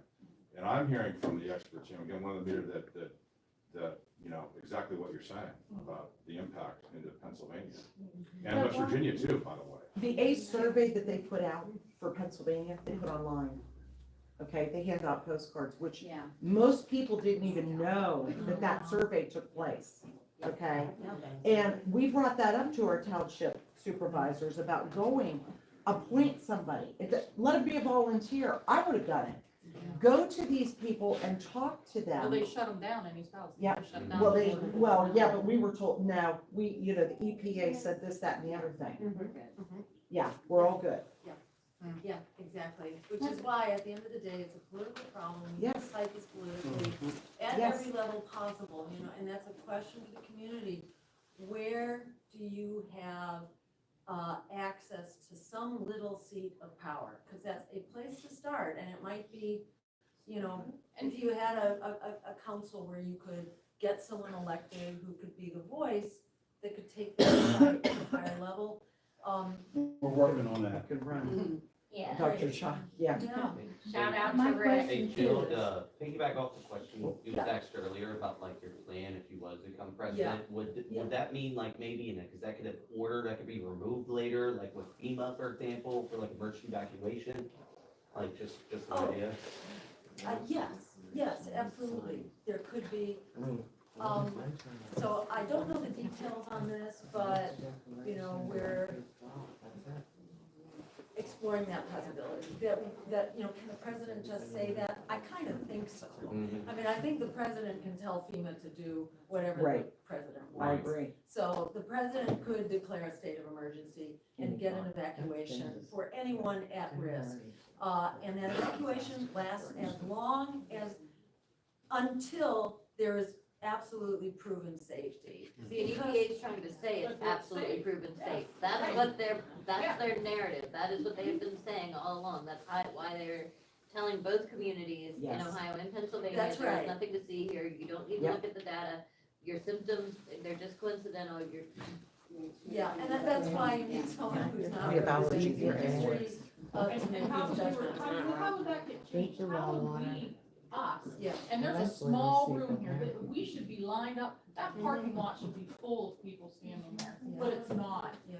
How do we, a small group of individuals who have daily, we're not elected officials, we're not paid EPA, we're not paid politicians, we have other lives, this is not our job. So how do we come together to go against exactly what Krista said? When they're saying, fine, it's the federal EPA. How does a little room full of people, residents from Darlington and EPA, or East Palestine, overturn what the Show up with signs EPA every day. and the narrative that they're pushing? How do we overturn that? I mean, we have Scott, but that's not. Yes. How do we overturn it? Right. What you're going through is exactly what the other communities have gone through. Because there is a brick wall that you cannot get past right now, doesn't mean that there will be a And usually, but that historically is tied to the body count. Exactly. So we Right. wait until we die Well, to see you the know, difference, and that's scary. I'm not recommending that you wait, you know? I mean, that's why I'm here, to help get this story out, and to help people fight tooth and nail every step of the way. Because, you know, because what other choice do we have? You know, it's like, you can't give up. You can't give up on this. I mean, this is your life and your health. And it's not just East Palestine, you know? This is America. This is what the future looks like, which is the message that we're trying to bring. It's definitely not just East Palestine, because we've got over 100,000 tons of soil removed going to other communities. Over 30 million gallons of our water is going to other communities. This East Palestine problem is indeed another problem. I just wanna say real quick, Linda, there was another Norfolk Southern derailment this morning that took place. I don't know if anyone was aware of that. No. Right into the water. There are currently a train derailment into the water in, lower, I'm sorry, I don't know. Pennsylvania.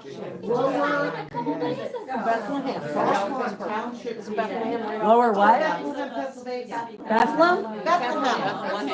Says hazardous materials reported. That's my way. That's my way. No, it's more like southeast. Just to interject, I've interviewed probably about 20 of you already. Use me anytime you wanna come on my show, anytime you wanna send me information, anytime you want me to make phone calls. I will do it. Trust me, I will. Reach out to me, my card's over there. I will talk to any of you. You guys take precedent always on my channel. Please reach out, even if you wanna be anonymous and I could speak about something without using your name. Please, I am absolutely at your service. Please reach out if you ever wanna share something. Thank you. Yeah, and the name of the game is your fight. I mean, it's like not being submissive, not being cooperative, you know, not being good little boys and girls, and refusing to shut up and go home. You put your hand up, darling. You wanna hear this lady's story? Yeah. It'll take forever. You're okay, go right ahead. But I'm here to reach out. I've been to a few different meetings at familiar faces, like, I don't know if I've met everyone, but Chrissy, for example, served me so many polar pops over the years, because, like, I was a 20-year-old girl in East Palestine with my husband, and just, like, we would walk down and sit, and Lonnie is the reason that I'm always inspired. She is the owner of a store that I just loved. I bought my daughter so many Christmas presents, specifically with little crystals and things like that, and things that she loves, and just like a wonderful life. And my walk of life, my story, did not begin on February 3rd. It kind of. Yeah. Yeah. And I have been, and there's so many things that I can go into that I sound like, you know that like guy from that one show, Philadelphia, that he's like, this is me explaining every person I've come into reach with this whole year. And we moved. The night of was the last night that I spent in that home with my 6-year-old, who was 5 at the time. She was crying so hard. We lived up on one of the highest hills in town. I overlooked the cross from that church over by McDonald's. It overlooked us, the cloud of red. It wasn't just black. The first night it was red and beautiful, breathtaking, literally breathtaking, because I couldn't breathe for days. Like days. We went to slept on couches, floors for the first few days, and then hotel, because the night before I opened up my booth at her store, February 2nd was my journey to start, you know? And it was but I just know that the last time I saw my daughter in a beautiful home was that night. And I would grab her favorite thing, we're gonna go somewhere, and she grabbed her puppy and a Bradley doll, and we grabbed our pets, and I got her hair that I just cut off, and photos, and we just left. And the only person, me and my husband did go back in the beginning, he is diabetic, and he needed to go back to get his insulin, and Sunday night, and he came home so sick to his mom's house that night, and I just was like, this is crazy, and like, no one would believe us at first. And mind you, we didn't have media for almost a month, it felt like. I eventually did go back home to collect my things, because right away we decided, are you crazy? Did anyone see the big plume? That lit, the vapors, everything. Like in our skin, in our everything. What? Like, so I just couldn't go home. I am so poor now. We have nothing. Like, we have each other. That's literally all. And I remember I made a post in the very beginning, like very optimistic and positive, and everyone loved that, right? But if I said how I really feel, oh boy, the same people that You would have a tongue left on your porch. Yeah, yes, and that's the other thing. Those things are why people don't speak out. I'm one of those people. I have anonymously written, obviously you, so many times, like from the start, you, and just other people that I have written so many anonymous posts, because you know what? That brings me back to something that was popular, horribly popular when I was young, and that was the Stephenville rape case. And I remember Anonymous, and that was because people were you kidding? How could you defend a girl that was brutally raped? And like stuff like that. This is how we feel though now, is we were brutally attacked. We were forced out of our home. The choice was forced on us. Because everyone's like, oh, you could have just stayed.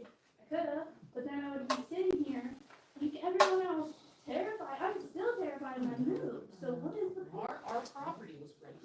And Our property was invaded and taken over, and now it feels dirty. Yeah, and and the unsafe. whole, that Mayberry feeling everyone talks about, it was there. I would describe East Palestine as, like, I just know I'm a reclusive person. I am autistic, and I go and just, I have a daughter, and she's my only baby girl, and I took so long to have her. I had 4 miscarriages, 1 being a B and C, before she was even here. Then she was brought into the world, and here's her little, she's 1 pound. And so here I am worried about her life already, and other people's children that I'm like really aware now, like, oh my gosh, moms are just amazing, parents are just amazing. But I'm trying to enjoy my life.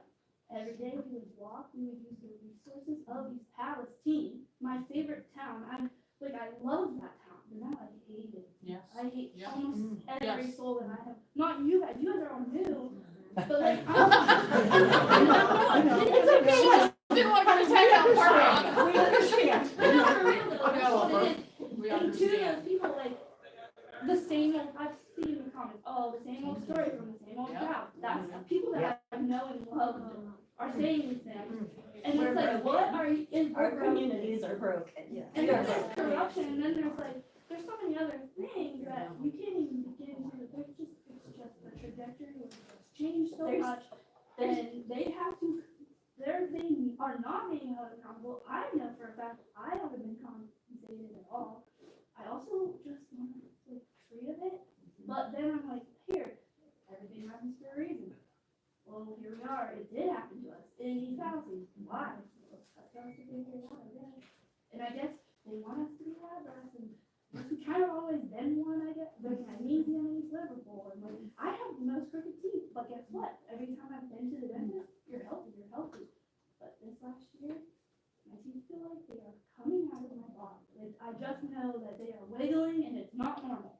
And I have other symptoms. I'm one of those people that just has symptoms, and some of them are psychological. Then you go into that, here, go see a therapist. The therapist is bought and paid for in our town by the company, and how does that even make sense to people? And then at first it's like, oh, well, good for you, you're getting paid for it. Like, so all these people say stuff like that, and I can see that perspective, but more than that perspective, I see that. There's so Well, many symptomatic or sympathetic symptoms don't mean to lose teeth, and I will let you know that I spoke with the dentist, and he confirmed that there are people from East Palestine coming to him that have come to him for years that are having gum issues, which I'm sure if you've done research, that can very well be a result of what we've been And then it exposed to. can turn, like, your teeth, that's the weirdest thing. I've And it always will had- cause loose teeth. Yeah, and like. My 23-year-old daughter spit out a whole molar. Yeah, absolutely. Has been on what? She spit out a whole molar. Oh, wow. She noticed on a Friday afternoon, wow, my tooth's loose, Mom. And she made butter noodles for dinner, and the entire molar came out root and all. Must have been that butter. Yeah. Must have been that Yeah. butter, yeah. Well, and then that's Just the thing, overnight, I like, it remember- wasn't even overnight, it was. And I mean, it happened to me, I was here a day. They had us reach out to them. So like, yes, we are going back to here. Here I am, this is the weekend I spent the last time at that house. This March 1st was the last goodbye, and I never received, like, I was treated in ways that it would be almost like, hey, that's defamation or whatever at this point to other people, but it's the truth. I have past, like, I would never forgive the landlord that I had at the time. I will never forgive the people, some of the people, then the people that we have met that are just, that is why I love the community. But I'm sorry, but unfortunately, most of them are the ones that have been affected and want to leave or have left. And it's hard because it's like my community is literally being shifted out of here, and now there's a new shiny one being created. Because that's the other issue is like no one's really talking about is how much they have inserted themselves into buying out our buildings. The ones that I dreamed about buying. Ask her. I was like, we're gonna have fundraisers, we're gonna do this, we're gonna bring this town back. We are so close to East Palestine. Why would not East Palestine, why wouldn't we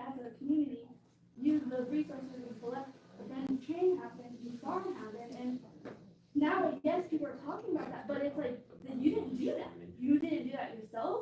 This is not your town at that point, like you're getting bought out, and not in the way we want, and not in the way we deserve. Right.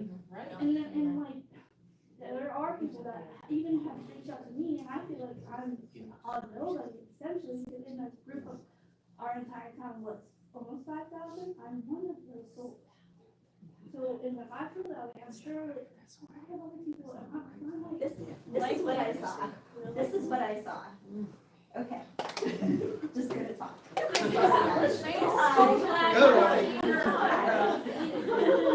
Hi, I'm Lonnie.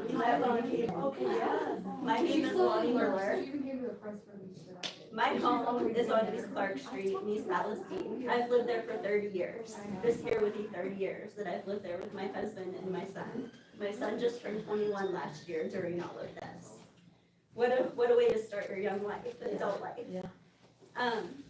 We were home the night that train derailed, and I'm gonna tell you that weekend, my husband and I, we witnessed Norfolk Southern bringing in the stack of rail hours within hours of the derailment. No regard to us, no regard to our lives. I was told to go to the park, the community center, immediately that Sunday following the derailment. I was told to go there, and they were going to assist us getting a hotel, getting us evacuated from our home. What I was met with that Sunday morning was a Norfolk Southern representative with a clipboard telling me to fill out tax information.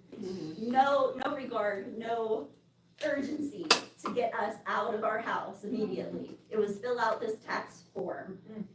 Bring it back to us with your social security numbers and all your identification information. This is what I was told that weekend. They had no regard for my family's life. They opened that rail line immediately as fast as they could. I know that's what they did. And we're looking at FOIAs too, so from what she's saying, what they did, they had a pit and it was filled with chemicals. So even the EPA knew, they're emailing back and forth about this. And then journalists started emailing the EPA, now they're passing it, and we're reading on FOIA. They did in fact cover that with dirt. Just so that they could get it running. Just so they could lay those That was their rails. I intention. testified. That was their intention of making it right. The first. We as a community had to fight to get them to pull If those tracks out. it wasn't for the community, They wouldn't have done it, yeah, it would have stayed laid over. My family evacuated. We escaped to East Liverpool, Ohio.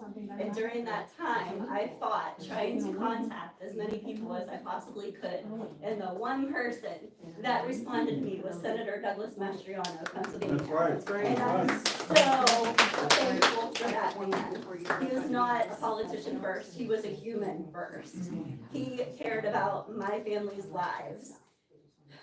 I testified at that first Senate hearing, the investigative Senate hearing that took place, the very first one here in Pennsylvania on February 23rd of last year. And I'm gonna tell you, my testimony was going viral. It had over 300,000 views on it, and social media shut me down. Those numbers have been locked in place for a year now. How are we supposed to fight with our voices and our freedom of speech when you're censored heavily on social media?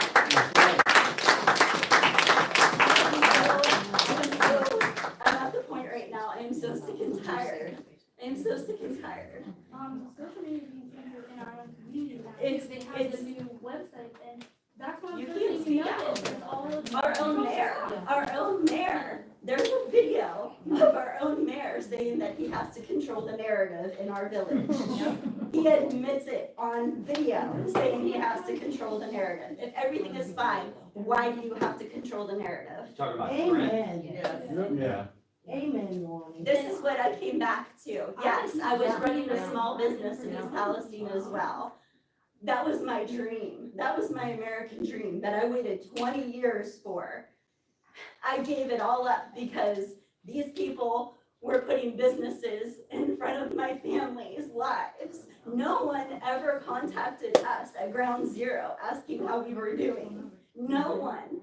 In over 6 weeks, no one contacted me. No one contacted any of these residents. I've been saying that one thing, I know that we can't figure out who would, I know they can do it, obviously, but I'm a mom of a young little one, and I know like that, for me, putting her into the school system was already like, for every new mom in that world, and I would walk her to to school every day and all that stuff, but then they made the decision to use it as a media place, and then I made the decision to withdraw my child from this All school, of this- and I was harassed. I do not care what these people say. Millions of I have dollars, the millions of dollars were being dumped into our community, into the school, Yes, into, and they into were- every, but they were reaching out everything to other to control the families. narrative. Not, To control the narrative and not help families at ground zero that need out from these homes. I just know they would at least know at least the children, which children had been displaced and for how long, and why didn't they, as a community, driven school that they are so proud of, which was what they were, why didn't they help these kids, at least the families with, at least start there and stuff, like, there you go, like, there's so many others. What are we supposed to do when we're fighting? We're fighting And the superintendent millions, knew. millions Oh, of he dollars. The superintendent told us how many kids they sent down to the nurse that day. And they said kids were having nosebleeds, headaches. My daughter said that she looked around the room, it looked like everyone had pink eye. My nephew was just telling me the other day, he's only 10 years old, and he said, if he went to Coliseum and then he went back at some point, and now they do not live in town, and he talks about all of the kids would be sick and nosebleeds and stuff, and that they were told to go back to class and all these other things, and they wouldn't would allow them to talk go. amongst each other, and they weren't allowed to talk about like the training. And also, there's a track on the football helmet, like, come on. Yeah. This is too, when your town that you've lived there for 30 years, that you've loved, that you've grown up. And now the people that did this to us, the corporation that did this to us, has just taken over everything. Everything that we loved about our community is no longer ours. It belongs to them. My family, we took out a 30-year mortgage to start all over That I would again, never to take get a our break. son away from this. He's 21, I don't want him in that home that he grew up in. And I'm just one story, there are families that are so much closer, but they blew those chemicals up, I'm roughly 1,200 feet away from where they blew that up. We're starting over again, and that's what's created, we are so broken because we have those families that have invested in that community for a lifetime, and we're moving away. So that's broken, you know, our bonds that we've worked our entire lives for in that community, and it's just broken. We are just broken. Honestly, and that makes sense, because not what I said from They're really good together. people want to. Like, so it's not British, but it's also alive. But they didn't really give it to us yet, it's just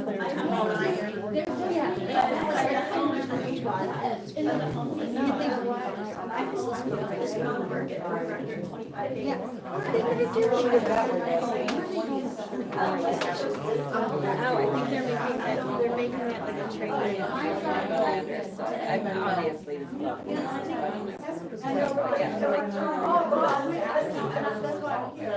Well, you're putting that training facility right down in that. And I didn't remind her of the other hopes that I would get the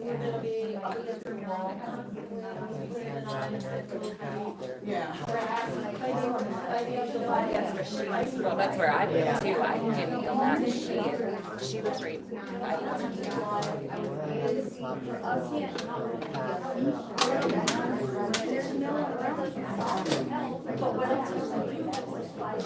The hunting fund.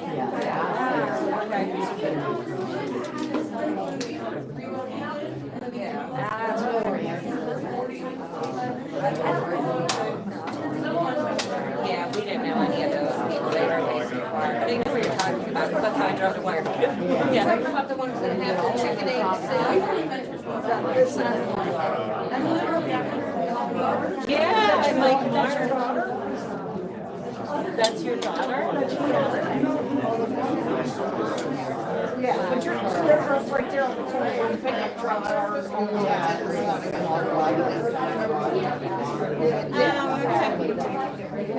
That's your daughter's house. Oh, yeah. That's her. That's her name.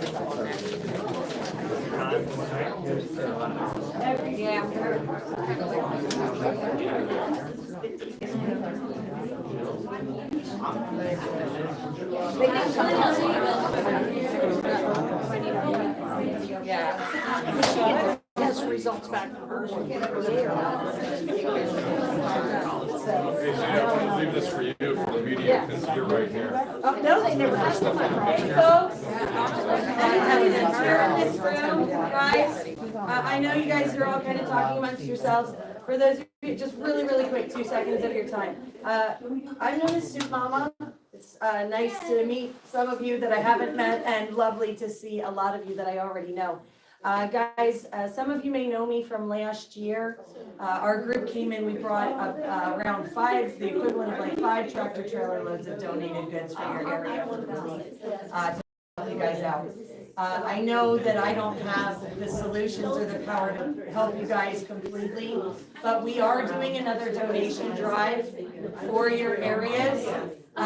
We are distributing March 23rd.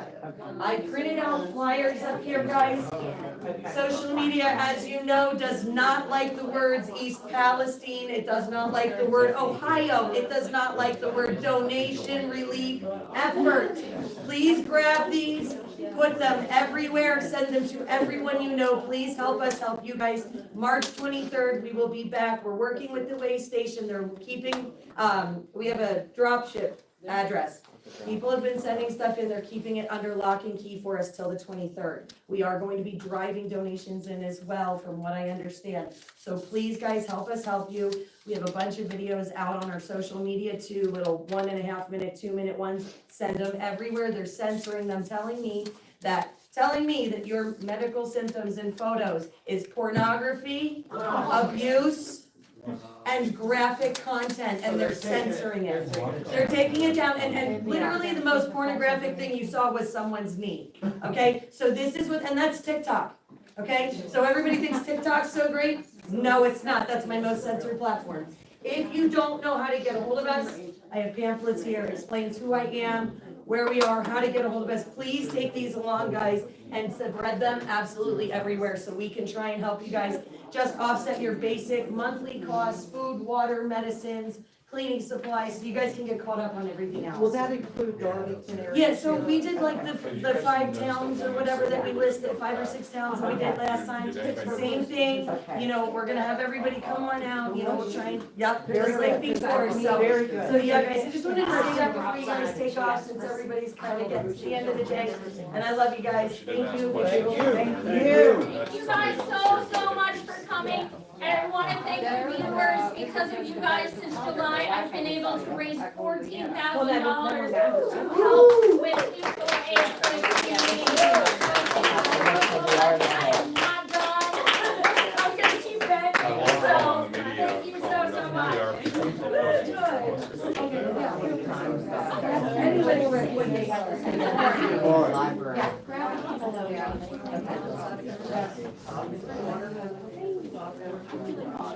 Thanks for coming in. I'm making progress with these attorneys. Yeah.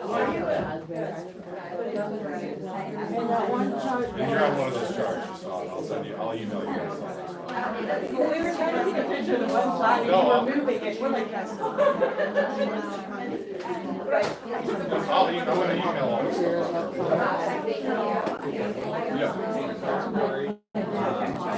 Thanks, kids, go, we're taking off. Yeah, you too.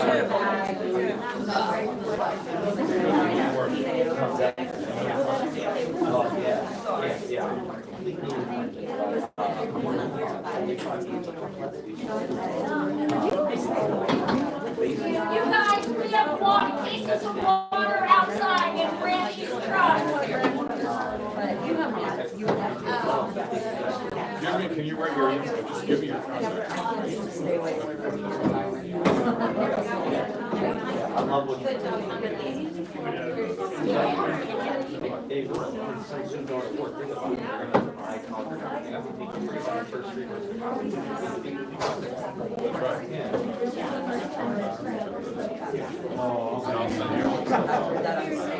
And I'll send you. I'm gonna come out of here and be like, you know, because I've been. Just tell me that. I make sure she knows. Good to see you again. Oh, let me get you a card. Trying to figure out how to turn this back on. Some extra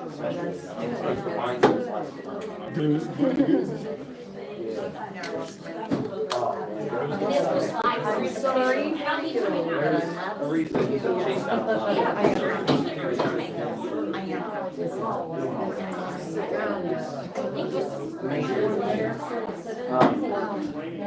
I've worked on political issues for about 12 years.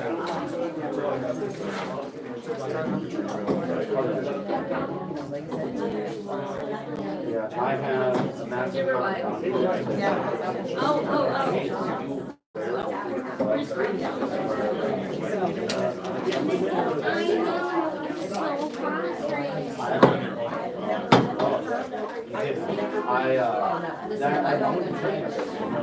What I have is here. I can take that, that's fine.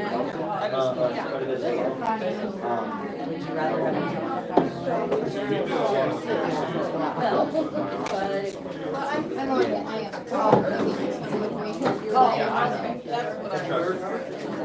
He's kind of, just when it's like possibly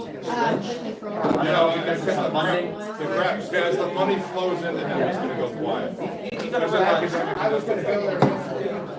doesn't matter. you gotta realize that there's a culture of profit over safety. You know what I'm saying? Don't think there's no such thing as a tax exempt organization. Right, yeah. Well, he kind of subtly did it. Yeah. I'm a little odd, you know, like me. Did he go after you too? No, I saw him before everything. I don't get no money. I make that on purpose. I mean, it's not like cash.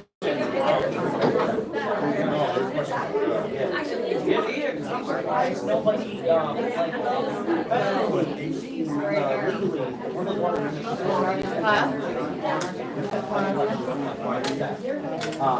questions? Real quick, talk about this,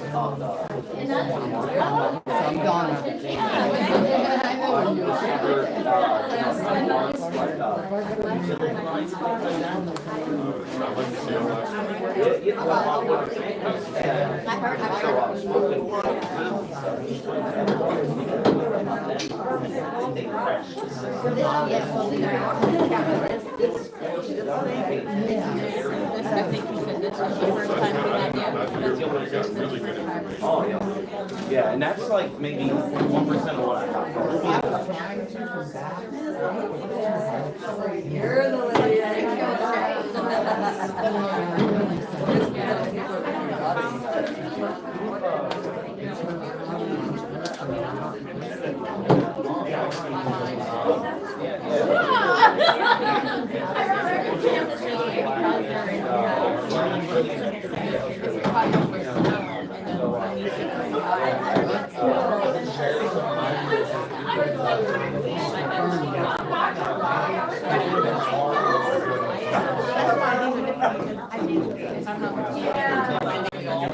Later, so you expect running numbers higher than like this. It's like a fallout, like heavy rain. It's like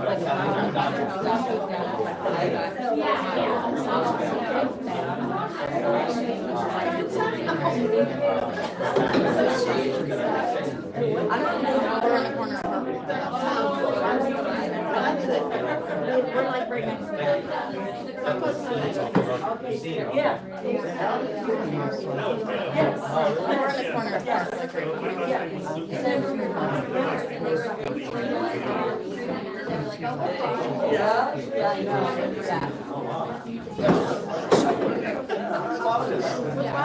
Like they, that you hear like that map that shows the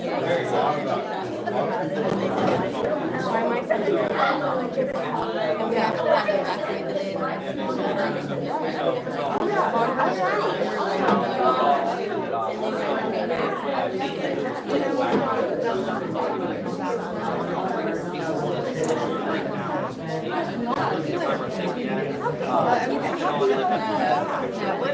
actually, so that, but like, can't hold too much of it. It's like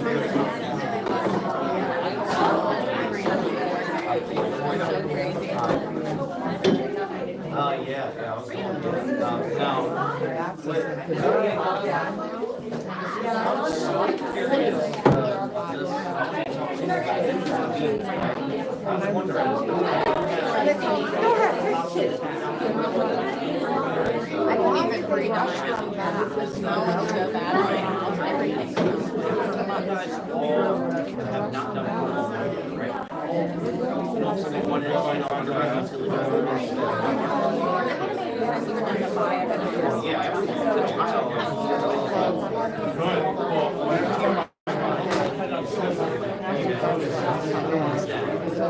Okay, got 20 minutes to go figure the dish out. I like it with this. Not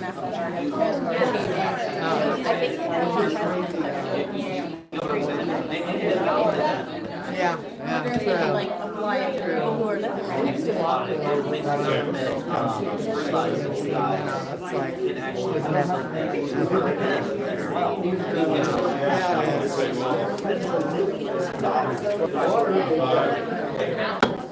And they have to. And then, yeah, here,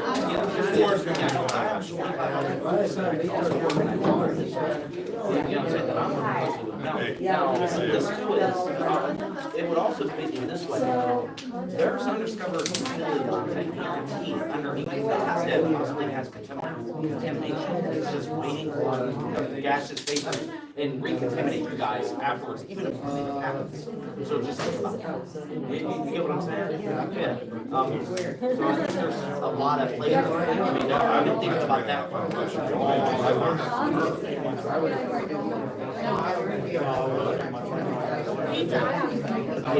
I'm kind of behind the scenes, that's why I didn't really want to get behind the camera.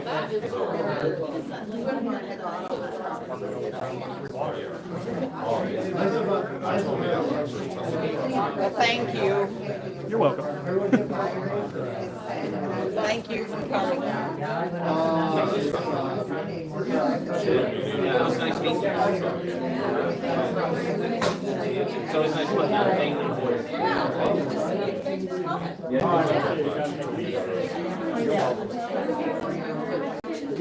I'm independent, and then also, I got an editor, that helps edit my stuff out of Pacifica. My name's Corey. Mary Ann, okay, you have a news organization as well? No, okay.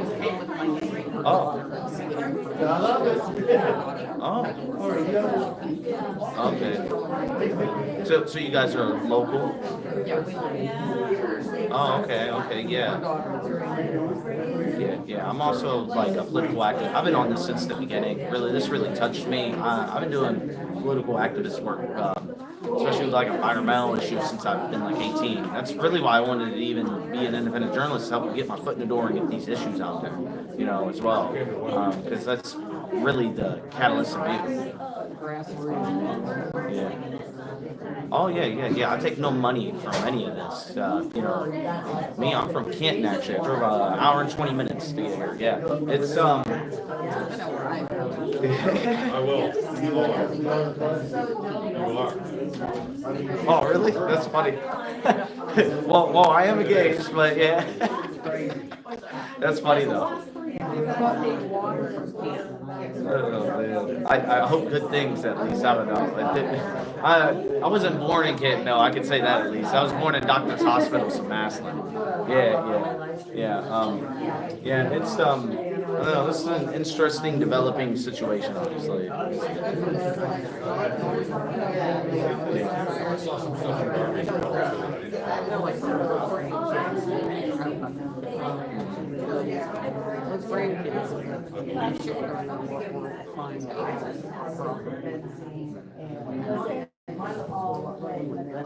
Yeah,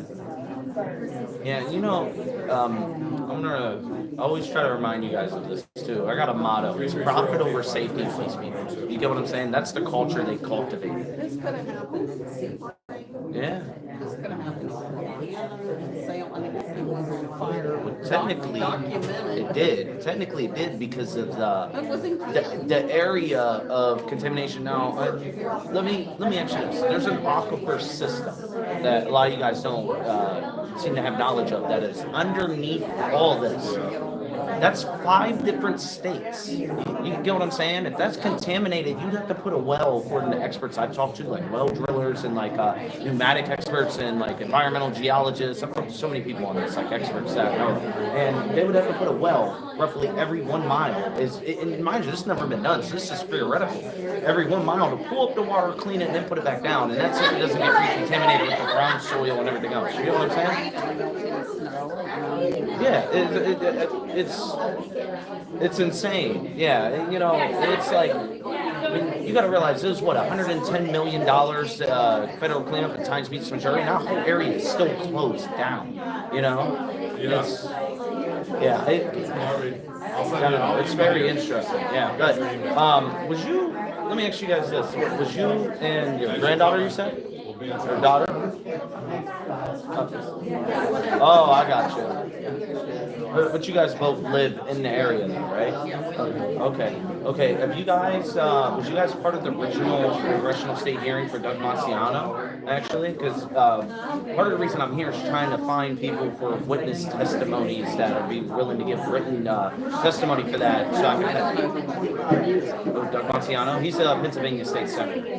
He's the one that. Oh, I see. Well, that's where I'm going next. I'm trying to wait till maybe the line gets out of office. Despite being That'd be a good thing now. yeah, I know, right? Set up for the after the potential burn. My 4-year-old granddaughter back. This is enough to let it air out. Crazy, isn't it?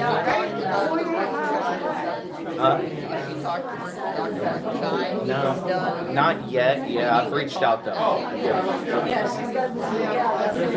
was hoping he would stick around, you know, because I wanted to hear him.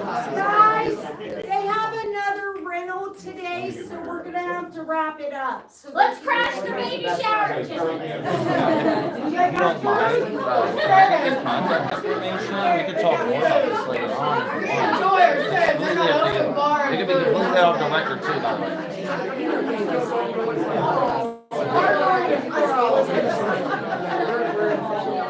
Well, you guys are on the Ohio side. How I know you could directly help me, not right now, but later on especially, is when I want to get this legislation I'm working on passed in PA first.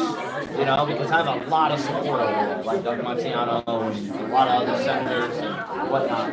What I'm thinking is once I come to Ohio, you guys could help me on that side. You get what I'm saying? It's just Ohio right now is almost like a war ground politically. It's crazy.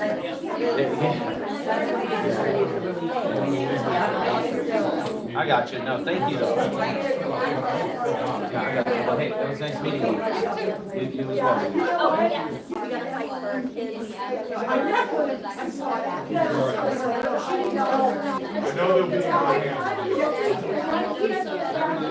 Thank you.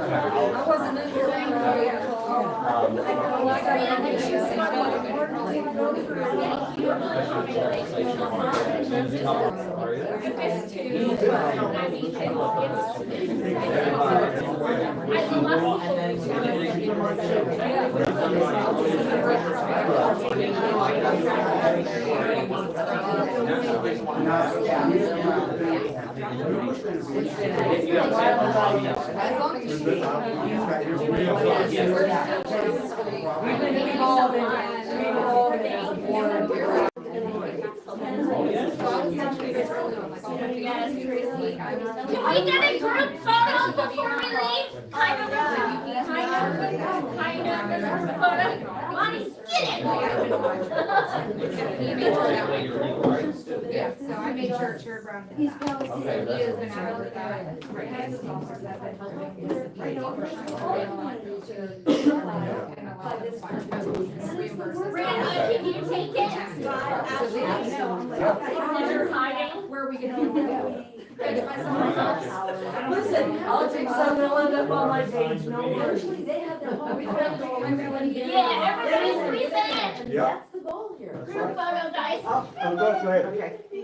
Come on in, Lori, wait, it's a group photo. No, go right ahead. Group means group. No. Group means We'll small. watch. It's somebody else. Solidarity. It's your turn. It's y'all's turn to talk.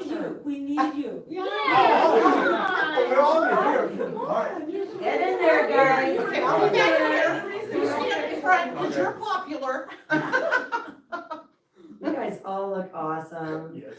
I love you guys. Power fist, you guys. That's right. Power to Would you the make a people. power fist, please? Like, Everybody. all right, so she wants you guys to do a fist for on 1, 2, say cheese. Cheese. Say F. Mark Turner. His jurisdiction, this is Region 3. Oh, that's true. Not That's true. but he has shown up to almost everything we've ever done. I know, that's what is so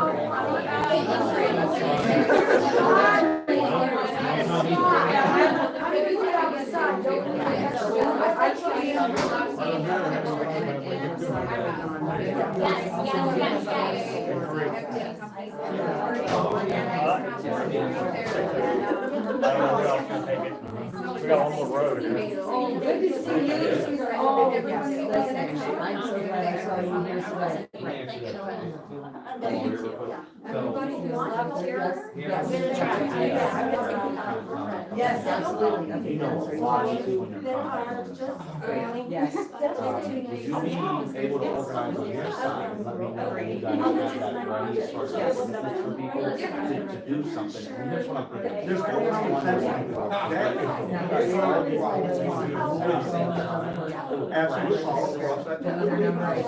We had like roughly, by my estimation, because I do a lot of like IT work, coding and stuff, by my estimation, we had at least 50,000 developers actually yeah. crash. That's just the case, I wanna get it. I don't know how many I can get, because it's hard to get. Don't worry about the numbers, what I'm saying is, you get as many as you can. It might take a little bit to set just because of the signal in here, but I'll work on making sure this gets out.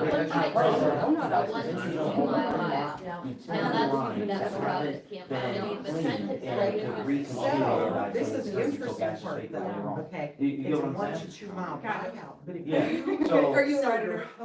Are you a redditor? And What it are you, sells Redditor? below Yeah. that. Oh, yeah, That's yeah. what you are. I'm ADHD in like, I don't really watch, I don't really watch TV. Why is it? Like, everything I do is study stuff, research, you know, finding out new information. So sometimes I go to Reddit and go, yeah, me, everything I ever say is qualification or like Google search or watch stuff. But if you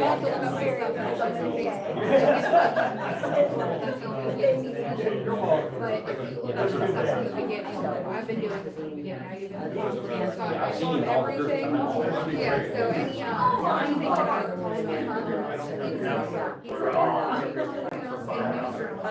I won't know until it's actually done. I was like, Yeah, But if you're like, I yeah. have the information and I know they can get out the information.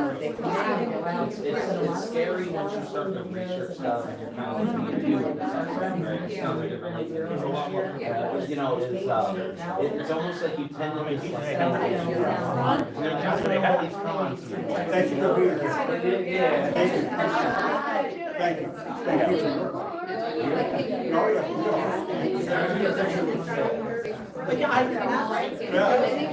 That's the first episode of my podcast that I looked up that articles that don't.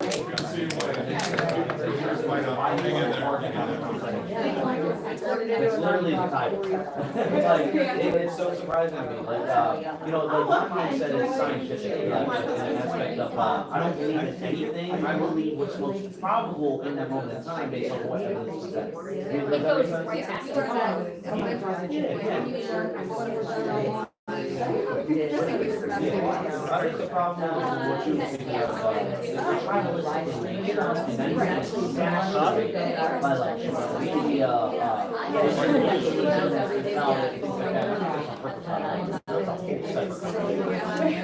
That's why I have been taking pictures. I might have a way to help you. Because like I said, on the IT side, yeah, we'll definitely end up talking. Can I call you maybe, you upload a or? Oh my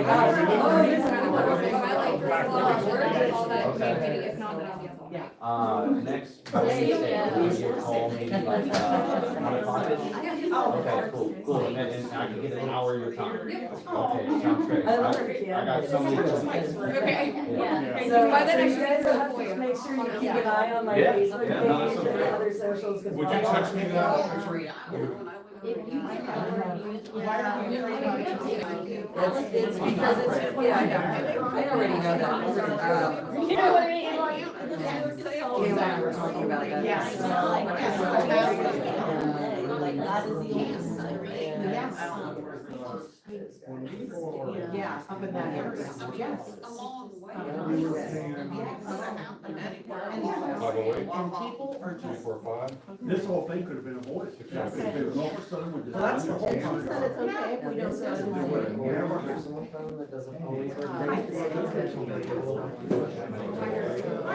Nice to meet you.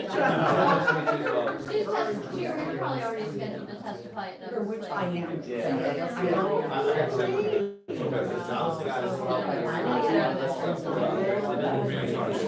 Oh, I think, yeah.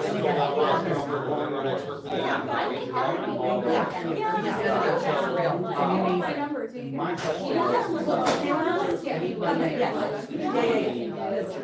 That makes it easy. Everybody get some of these flyers? Everybody, did you get any of these? Yeah, I sent for a couple people I know. Oh, there's a bar right around the corner. Guys, what's the name of the? No, they have, it's a bar on that side of the food, in the same building. That's really going Yeah. My estimation. Krista, the place that you stapled the dollars in the ceiling, what's the name of it? Right here in Darlington. Probably over again. For my estimation, if you have an incident, I don't want you to worry about. That's right down the road. They know it's not even About 250,000 is what we're if we get at least 50,000 people to call. I couldn't remember what it was called, I know stapled dollars. I don't know if they're doing that, but that's the other Okay, place. so you guys will be like, hey, all these calls came in at the exact same time. You get what I'm saying? There's a bunch of. That I'm hearing about, that if no one else knows that they're tomorrow, all this stuff, that it's gonna. Roadhouse right now. Yeah, and that's just one of many plans I have.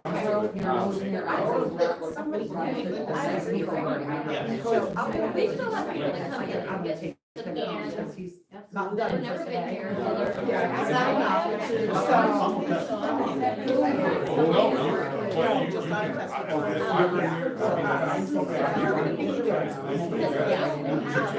sounds like my fiance, like, just support me. Yeah, to go like Chippewa, and go out down there, where the holes are, like, there's like holes and. I want that, so yeah. My aunt's cancer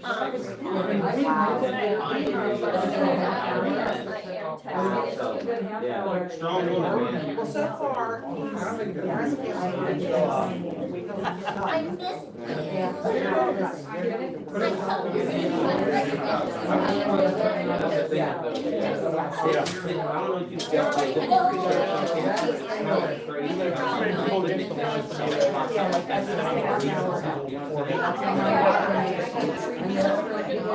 Oh, yeah, I don't watch too much. Let's just like old stuff.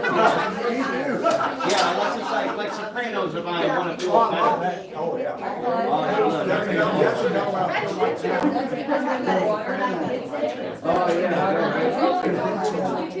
Like Tony did in that psychiatrist office. Yeah. You should be mad. Did you get one of these? I know you. You know what? There's a culture of profit From the convoy. Yes, sir. Yep. That would be me. I watched you guys from the get-go. What? I watched you guys from the get-go. Awesome. That's what I like to hear. All right, guys, on the live streams, I'm like throwing my stuff everywhere here. But we are going to get rolling because there is a baby shower. So I'm going to turn all of you guys off in just a second. I'm going to flip these cameras around. Thank you so much, guys, for hanging out with me today. We're going to go live again later, give you some other thoughts. And I love you guys. Take care. It doesn't stop right there. You would think so.